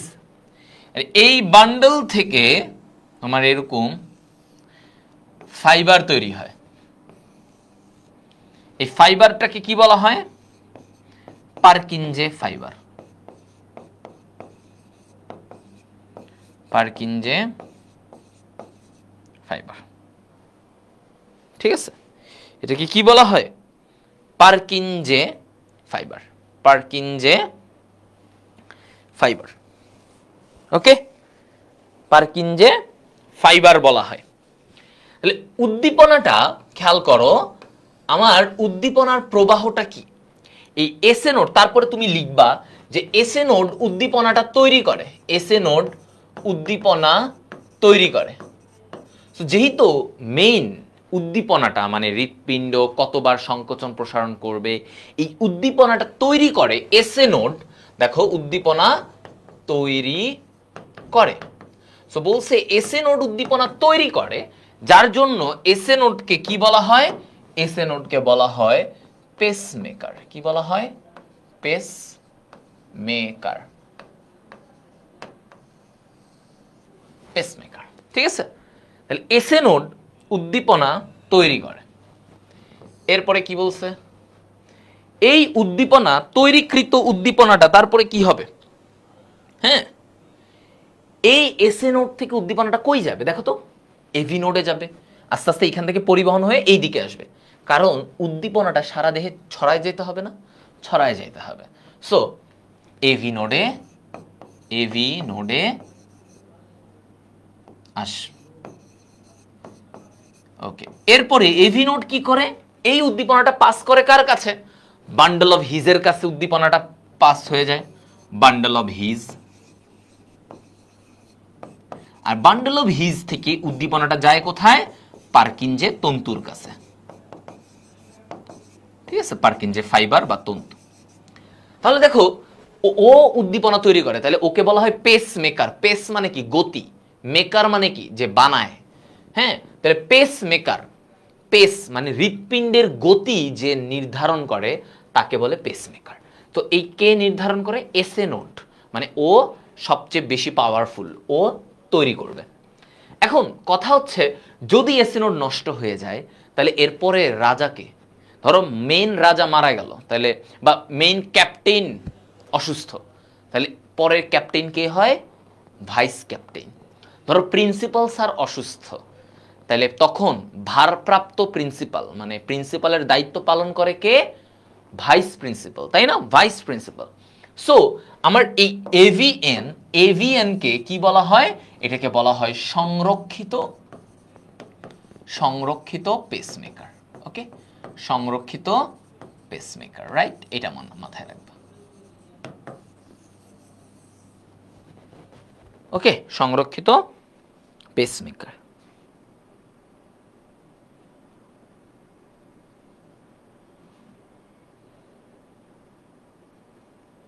ঠিক আছে, এইটা তাহলে সংরক্ষিত পেসমেকার। তাহলে তোমাদেরকে মানে ও না কাজ করলে এভিএন পরে কাজ করবে, তাহলে এই কারণে ওকে বলা হয় সংরক্ষিত পেসমেকার, সংরক্ষিত পেসমেকার। এই দেখো, তাহলে এটা হচ্ছে তোমার এই ইয়ের পার্টের মধ্যে, মানে তোমার হৃৎপিণ্ড টপিকের মধ্যে এটাই ইম্পর্টেন্ট। লাস্ট যেটা থেকে ব্যারো রিসেপ্টর থেকে তোমাদের আসে না, দেখবা মায়োজেনিক নিয়ন্ত্রণ, রক্ত সংবহন, এগুলা থেকেই বারবার বারবার এগুলা থেকেই আসতেছে। হ্যাঁ, এগুলা থেকেই আসতেছে। দেখো, হ্যাঁ আচ্ছা,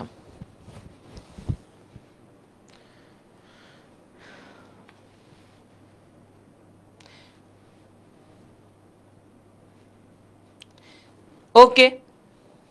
পেসমেকার বলে হচ্ছে যার গতি যে নির্ণয় করে বা গতি নির্ধারণ করে, গতি নির্ধারক।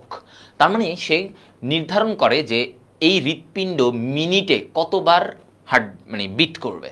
ধরো হৃৎপিণ্ড কতবার বিট করে, এভারেজে আমরা বলি 75টা বিট করে। সো এই জিনিসটা হচ্ছে গতি নির্ধারক।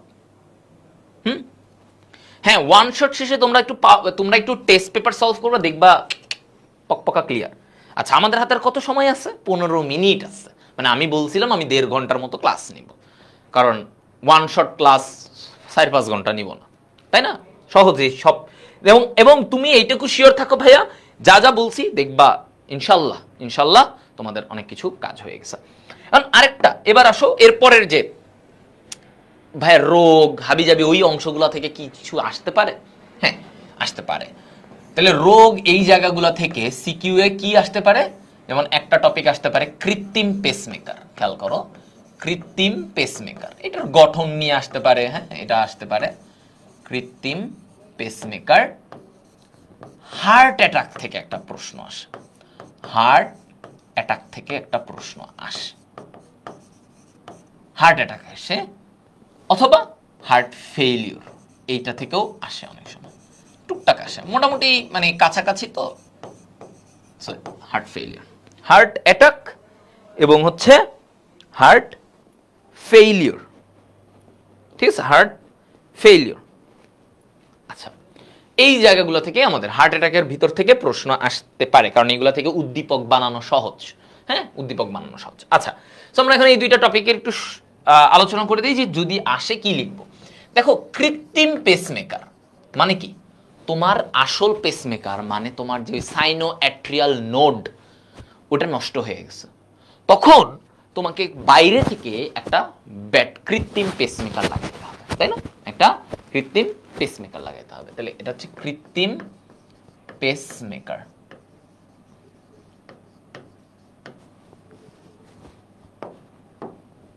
ঠিক আছে, কৃত্রিম পেসমেকার। অ্যানজাইনা মাঝে মাঝে আসে, যে অ্যানজাইনার লক্ষণ মাঝে মাঝে, মানে পড়তে গেলে তো এখন তুমি সবই পড়লে তো খুবই ভালো, বাট আমি বলছি না, স্পেসিফিক, বি মোর স্পেসিফিক। হ্যাঁ, ওকে, বি মোর স্পেসিফিক। আচ্ছা, সো কৃত্রিম পেসমেকারে আমাকে কি বলছে, আমার কি থাকবে? তো এইখানে হচ্ছে আমার একটা লিথিয়াম ব্যাটারি থাকে। দেখো একটা গঠন, ধরো একটা এরকম বক্সের মতো একটা জিনিস আছে, ওর ভিতরে কি থাকে? লিথিয়াম ব্যাটারি থাকে। হ্যাঁ, লিথিয়াম ব্যাটারি, লিথিয়াম ব্যাটারি, ঠিক আছে, লিথিয়াম ব্যাটারি থাকে। তারপরে একটা জেনারেটর থাকে। হ্যাঁ, ব্যাটারির একটু সাপ্লাই দিতে হবে না, জেনারেটর থাকবে, ঠিক আছে, ওর ভিতরে, এইটার ভিতরে, বক্সের ভিতরে। আচ্ছা, তারপরে ওর এখান থেকে এরকম কিছু তার থাকে, এই যে তার। আচ্ছা, এই তারগুলোকে কি বলা হয়? ওর তার থাকে, তার, এটাকে বলা হয় লিড বলে। এদেরকে কি বলে? লিড বলে। এই তারের মাথায় এই জায়গায় কি থাকে? ইলেকট্রোড থাকে, ইলেকট্রোড, ইলেকট্রোড থাকে। তারের মাথায় কি থাকবে? ইলেকট্রোড থাকে। হ্যাঁ, ওকে।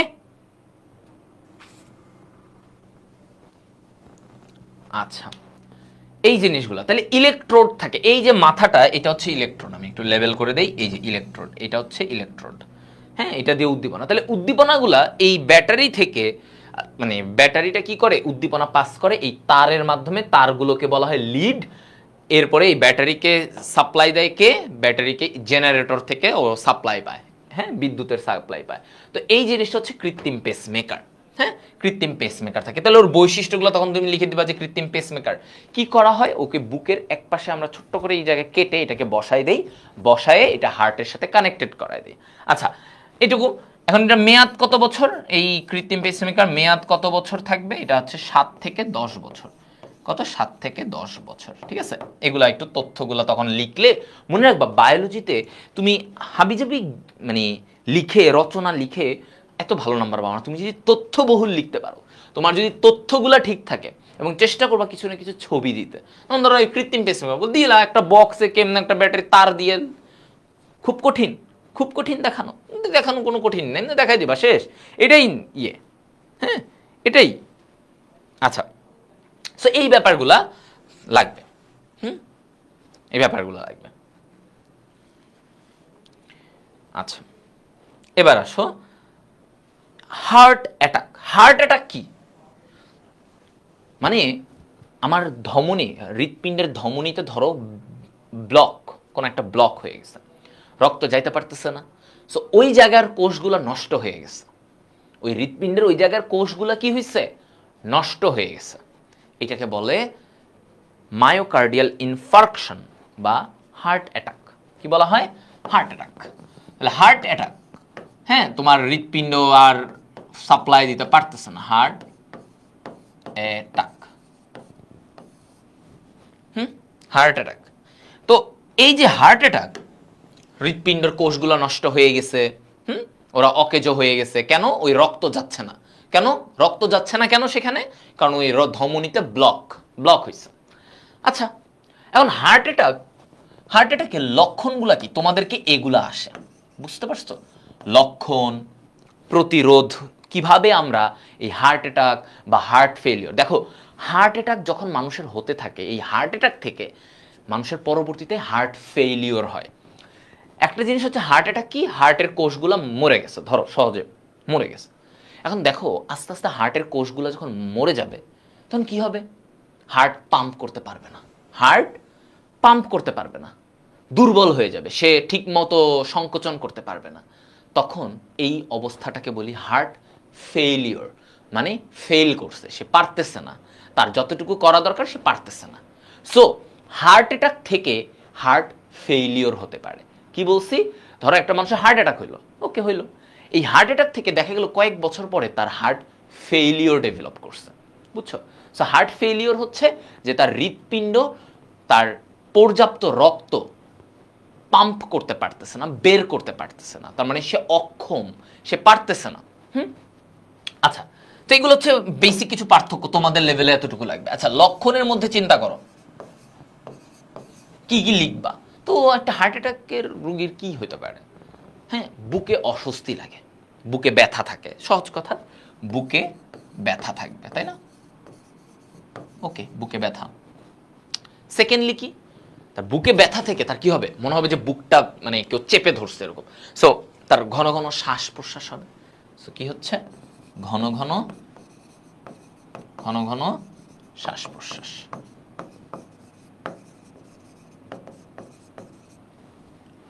আচ্ছা, ঠিক আছে, ঘন ঘন শ্বাস প্রশ্বাস এরকম হবে। তারপরে কি, এইটার জন্য মনে রাখবে এইভাবে, এইটার জন্য এই যে এত ঘন ঘন শ্বাস নিলে সে ঘুমাইতে পারবে না। তাহলে কি হবে? ঘুমে ব্যাঘাত। 4 নম্বরে কি হবে? ঘুমে ব্যাঘাত। হ্যাঁ, ঘুমে ব্যাঘাত। তাহলে এই জায়গা থেকে তার আবার কি হয়, মানে অনেক সময় এই রোগীদের বমি বমি একটা ভাব দেখা দেয়, ঠিক আছে? বমি বমি ভাব দেখা দেয়, বমি বমি ভাব, এবং সে তার মনে হয় যে তার দেহে কোনো শক্তি পাচ্ছে না, সে শক্তিহীন, তার মনে হবে যে সে কোনো শক্তি পাচ্ছে না, ঠিক আছে? শক্তিহীন। ক্লিয়ার? ওকে ভাইয়া, ব্যারো রিসেপ্টর বাকি আছে। এই যে ব্যারো রিসেপ্টর আপনাদের আসবে না ভাইয়া, তাহলে তো আমি সবই পড়াই দিতে পারি, পুরো হৃৎপিণ্ড পড়াই দিই নাকি, কি বলেন? তাহলে পুরো হৃৎপিণ্ডই পড়াই দিই আপনাদেরকে, পারবেন? পড়তে পারবেন? তাহলে পড়াই দিই, আসেন। না, সো এই লক্ষণগুলো মাথায় রাখলা যে কি হইতে পারে, বুকের সবকিছু এরকম হবে, হ্যাঁ, এবং এত হবে যে তার আর করতে পারতেছে না। একজনের মধ্যে ব্যারো রিসেপ্টর আছে, এই যে ব্যারো রিসেপ্টর আছে বেশি। নিজে যদি 2 লাইন বেশি বুঝো তাহলে ভাইয়া কি পড়াবো বলো তো? তাহলে আমার ওয়ান শট নেওয়ার মানে কি? তাহলে আমি পাওয়ার প্লের মতো একদম দেই, হ্যাঁ। এই যে এটা কে, লতিফুল খবির জিসান, সে কি বলছে? অনেক বাকি রাখলেন তো ভাইয়া। এই জন্য তোমাদের অনেকে বুঝো না ওয়ান শট ক্লাসে কি পড়ানো লাগে। তোমরা মনে করো এটা পুরো চ্যাপ্টার ধরে ধরে পড়াবে। ওয়ান শট ক্লাস হচ্ছে যে ভাইয়া আমার এইচএসসিতে যেই জিনিসগুলো বারবার আসে সেই জিনিসগুলোকে আমার ফোকাস দিয়ে পড়তে হবে, ঠিক আছে? ওই জিনিসগুলা পড়তে হবে যেইগুলো এইচএসসিতে আসে, সিকিউতে বারবার আসে, বিভিন্ন বোর্ডে আসছে বারবার। এখন তুমি যদি সব পড়তে চাও তাহলে তো আমার ওয়ান শট ক্লাস না, তাহলে তুমি আমার ওই একাডেমিক ক্লাস গোছানো আছে, ওই ক্লাস দেখো, পক্কা ক্লিয়ার হয়ে যাবে। দেখো এই ক্লাস, বুঝতে পারছো? আচ্ছা, এবার আসো লাস্ট টপিক সেটা হচ্ছে এই হার্ট অ্যাটাক বা হার্ট ফেলিওর, এটা অনেক আসে তোমাদের রিটেনে, মানে সিকিউতে এই হার্টের এই জায়গাটা থেকেই প্রশ্ন আসে বেশিরভাগ ক্ষেত্রেই, এবং আমার মনে হয় যে তোমাদের কোনো না কোনো বোর্ডে এটা আসবে। ঠিক আছে, ওকে। তো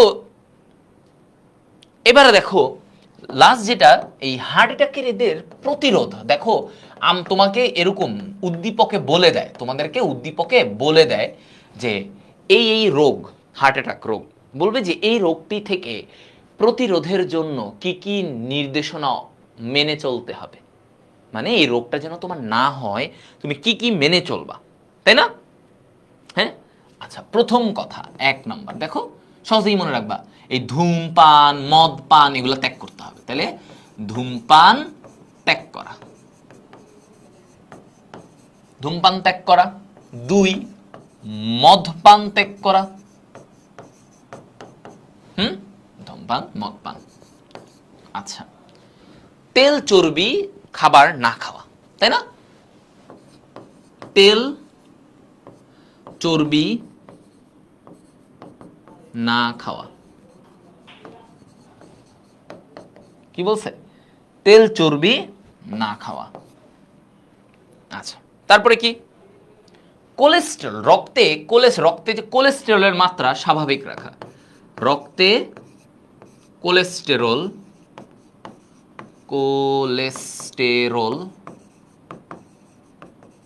স্বাভাবিক রাখা।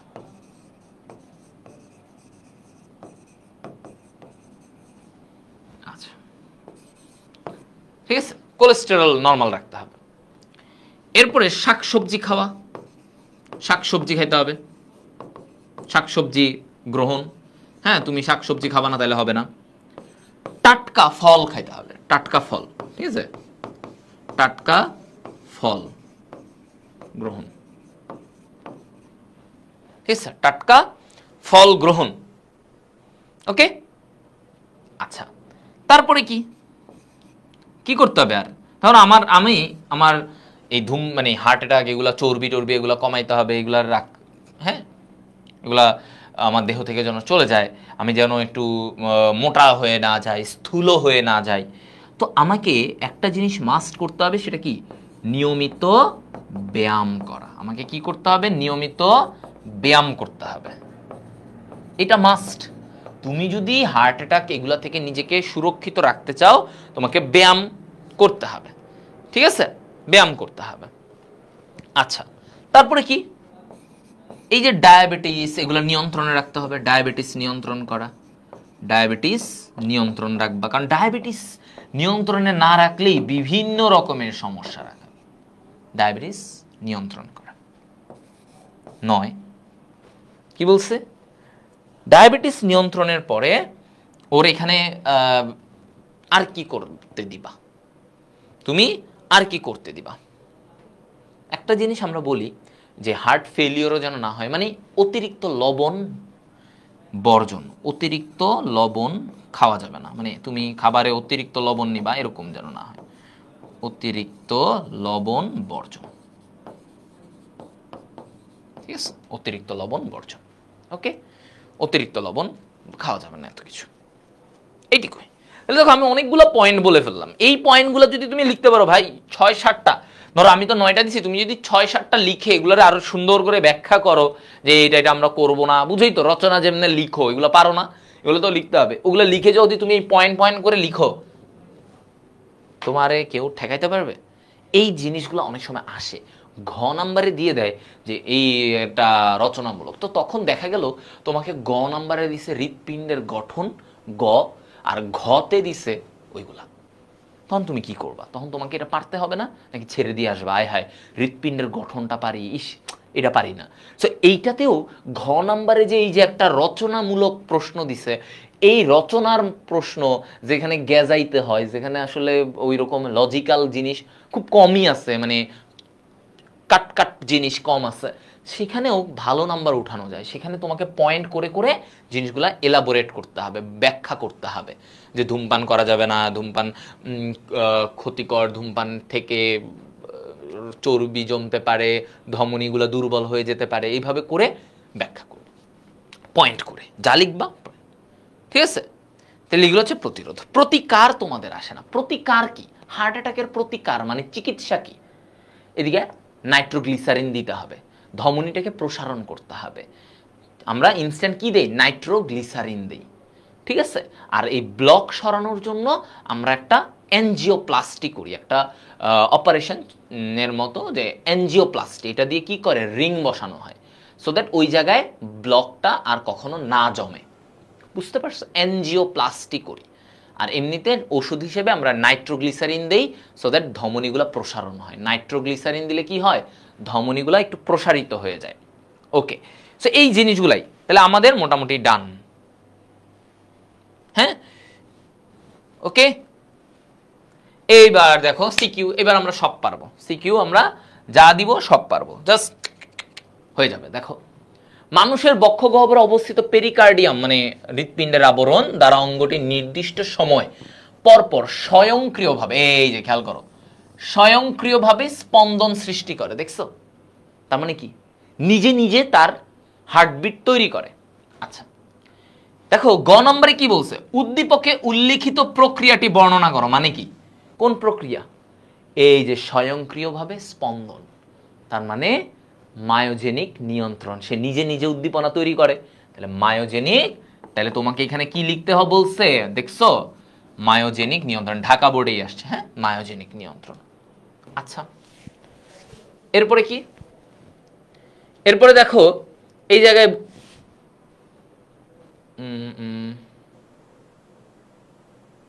আচ্ছা না, ঠিক আছে। এবারে সব ময়মনসিংহ বোর্ডের কি বলছে দেখো এখানে। হ্যাঁ, 23 সালে আসছে। এটা অঙ্গটা কি? হৃৎপিণ্ড। বুঝতেই পারতেছো হৃৎপিণ্ডর এখানে এটা কি? এটা এখানে বুঝাতে চাচ্ছে যেই জায়গাটা, এটা হচ্ছে এসএ নোড। হ্যাঁ, এই যে এই জায়গায় প্রাচীরে তোমরা আরো মেইন পিকচার দেখলে বুঝতে পারতা।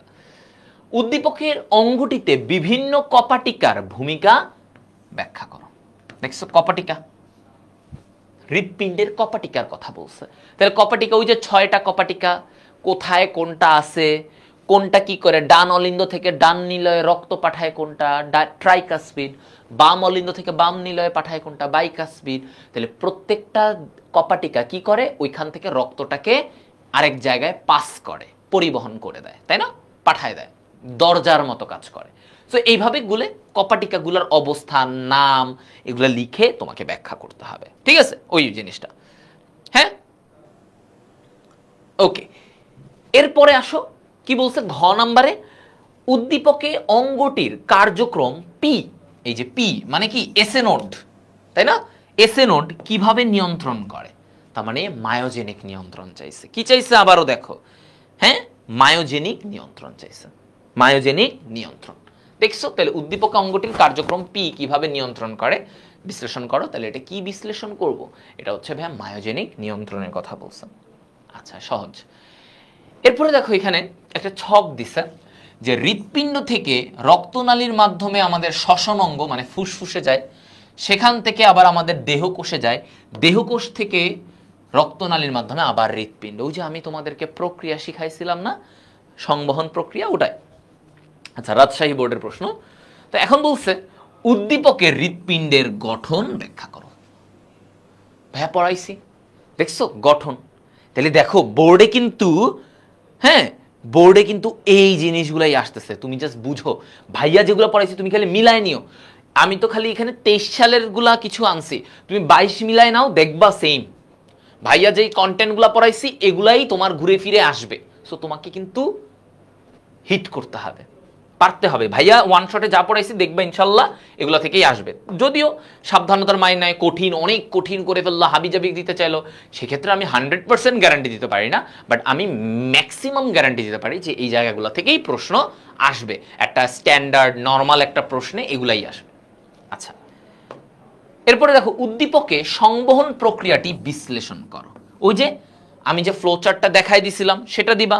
হ্যাঁ, ঠিক আছে। সংবহন যেটা আমি তোমাদেরকে প্রক্রিয়াটা দেখাইছি না, কোথা থেকে কোথায় যায়, কিসের মাধ্যমে যায়, ডান অলিন্দ থেকে কই গেল, এরপরে বাম অলিন্দে আসলো, বাম অলিন্দ থেকে বাম নিলয়, তারপরে কোথায় গেল, কিভাবে গেল, সব আমি একটা ছকে শিখাই দিছি। তাহলে এটা আচ্ছা, তারপরে দেখো এখানে ছবি, এই ছবিটাতে তুমি অনেক কিছু হয়তো বুঝতে পারতেছ না, হ্যাঁ, যে এটা কি কোনটা কি এখানে একটু বুঝা টাফ হয়ে যাচ্ছে, তাই না? আচ্ছা, এখানে এক্স জায়গাটা, হৃৎপিণ্ডের ছবি এক্স জায়গাটা কি? এটা এসএ নোড, এই যে উদ্দীপনা ছড়াচ্ছে, এই যে অ্যারো চিহ্ন দেওয়া, মানে কি এটা এসএ নোড, এসএ নোড।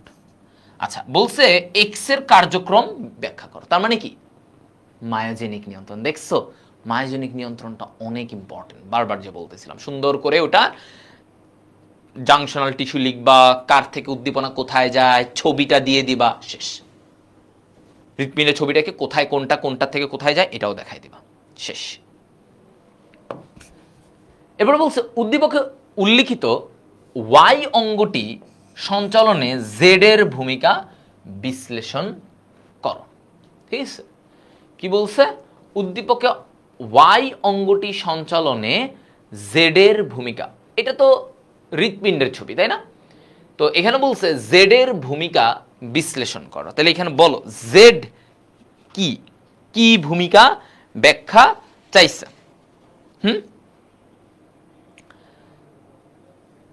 বলতে পারবা?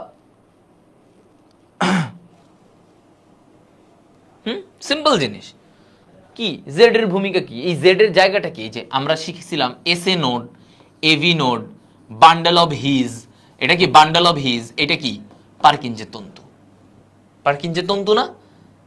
হ্যাঁ, তাহলে এই পারকিনজের তন্তু, তাহলে এই জায়গাটা কি বান্ডেল অফ হিজ। তাহলে বান্ডেল অফ হিজ কি করে? অলিন্দ থেকে নিলয়ে উদ্দীপনাটাকে পরিবহন করে, তাই না? এইটাই।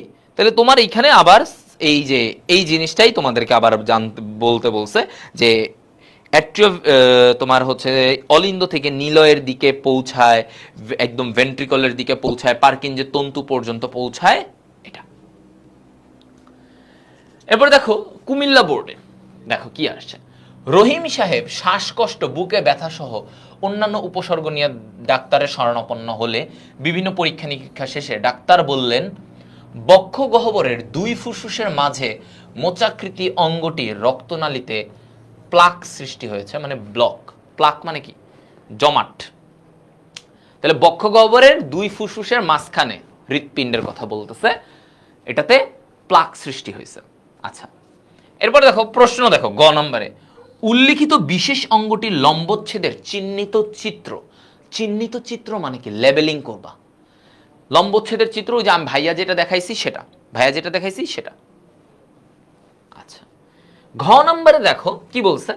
উল্লিখিত অঙ্গটির রক্তনালীর জটিলতা নিরসন বড় আকারের অপারেশন ছাড়াই সম্ভব। কোনো বড় আকারের অপারেশন ছাড়া তুমি এই রক্তনালীর যে ব্লক সেটা সম্ভব। তার মানে কি? ওই যে আমরা কি করি, এনজিওপ্লাস্টি করি। কি করি? এনজিওপ্লাস্টি। এনজিওপ্লাস্টি, এনজিওপ্লাস্টি কয় রকমের? 4 রকমের, তাই না? এইটা দিয়ে আমরা করতে পারি। বড় রকমের অপারেশন ছাড়াই আমরা ওই জায়গায়, যদি তোমার হচ্ছে রক্তনালী জটিলতা নিরসনে এই জায়গাটাতে যে ব্লক হয়েছে, ব্লকটা আমরা এনজিওপ্লাস্টির মাধ্যমে করতে পারি। এর মধ্যে সবচেয়ে প্রচলিত কোনটা? প্রচলিত এগুলো লিখবা, যে আমরা ওই যে রিং বসাই, স্টেন্ট বসাই, রিং বলবা না, স্টেন্ট। এই প্রক্রিয়াটাকে বলি আমরা করোনারি স্টেন্টিং। Coronary stenting. এই করোনারি স্টেন্টিং করে ওইখানে একটা স্টেন্ট বসাই দেই, ধমনির মাঝখানে স্টেন্ট, সো এটা দিয়ে রক্ত প্রবাহিত হতে পারে। কি হতে পারে? রক্ত প্রবাহিত হতে পারে। হ্যাঁ, ওকে, দ্যাটস ইট। তাহলে মোটামুটি আমরা 23-এর কতগুলো সিকিউ দেখলাম, এবং তুমি যত সিকিউ দেখবা ঘুরে ফিরে না সেম জিনিস। কোনোটায় কৃত্রিম পেসমেকারের কথা, কোনোটায় হার্ট অ্যাটাকের প্রতিরোধ। তুমি 22-এর প্রশ্ন দেখো, ওইখানেও গিয়েও দেখবা তোমাদেরকে ওই আরবিসি ডব্লিউবিসির পার্থক্য, কোনোটাতে রক্ত জমাট প্রক্রিয়া, কোনোটাতে আবারও এই যে কার্ডিয়াক চক্র, কোনোটাতে হৃৎপিণ্ডের গঠন, কোনোটাতে এটা। আরে এমনি ওকে, আমার শেষ, আমি 9টার মধ্যেই শেষ করব বলেছিলাম। ঠিক আছে, এই যে এক একটা জায়গায় এক একটা জিনিসগুলা দেখবা ঘুরে ফিরে আসতেছে। হ্যাঁ, এক একটা জায়গায় এইগুলো আসতেছে। সো গাইজ, পড়তে হবে। সো তোমরা আমাদের ক্যাপশনে দেওয়া লিঙ্কে ওইখানে গ্রুপটাতে যুক্ত হয়ে যাও। ঠিক আছে, গ্রুপটাতে সবাই যুক্ত থাকবা। হ্যাঁ, সবাই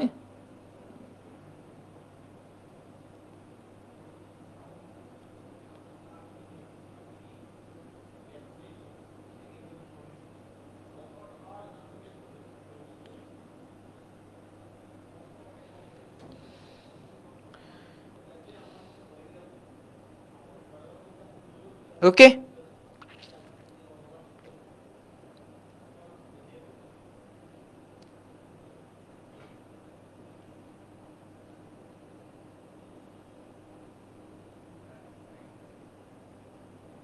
দেখো ইজ ইট ক্লিয়ার? এমসিকিউ এর জন্য মেইন বই পড়তে হবে, এমসিকিউ এর জন্য মেইন বই পড়তে হবে। শুনো, এমসিকিউ জাস্ট ওয়ান শট করে তুমি কোনো ভালো কিছু করতে পারবা না। আহামরি এমসিকিউ, সিকিউ তুমি আইডিয়া পেয়ে যাবা যে এই জায়গা থেকেই তুমি দেখবা সিকিউ। এমসিকিউ আমি তোমার 100টা এমসিকিউ করাবো, তোমার ওইখান থেকে আরেকটা ভিন্ন এমসিকিউ আসবে, কোনো গ্যারান্টি নেই, এটা মাথায় রাখবা, ঠিক আছে? সো করো, করতে পারো, ওইটা তোমার এমসিকিউ প্র্যাকটিস করলে প্র্যাকটিস হবে, এটা কোনো ক্ষতি নাই। বাট মনে রাখবা এমসিকিউ এর জন্য শুধু ওয়ান শট করা, আমিও তোমাদেরকে দিব, পড়াবো এমসিকিউ, বাট এটা একমাত্র সলিউশন না। এমসিকিউ এর জন্য তোমার বায়োলজির ক্ষেত্রে মোটামুটি বইয়ের উপরে তথ্যগুলোর উপরে ধারণা, কারণ এক এক সময় এক এক তথ্য দিবে। ওই বোর্ডে এটা আসছে তার মানে এই বোর্ডে এটা আসবে না, সিকিউতে আসতে পারে, সিকিউ এর আসেই কয়েকটা টপিক, এগুলাই দিতে হবে ঘুরে ফিরে। এমসিকিউ এর এমন না, বুঝছো?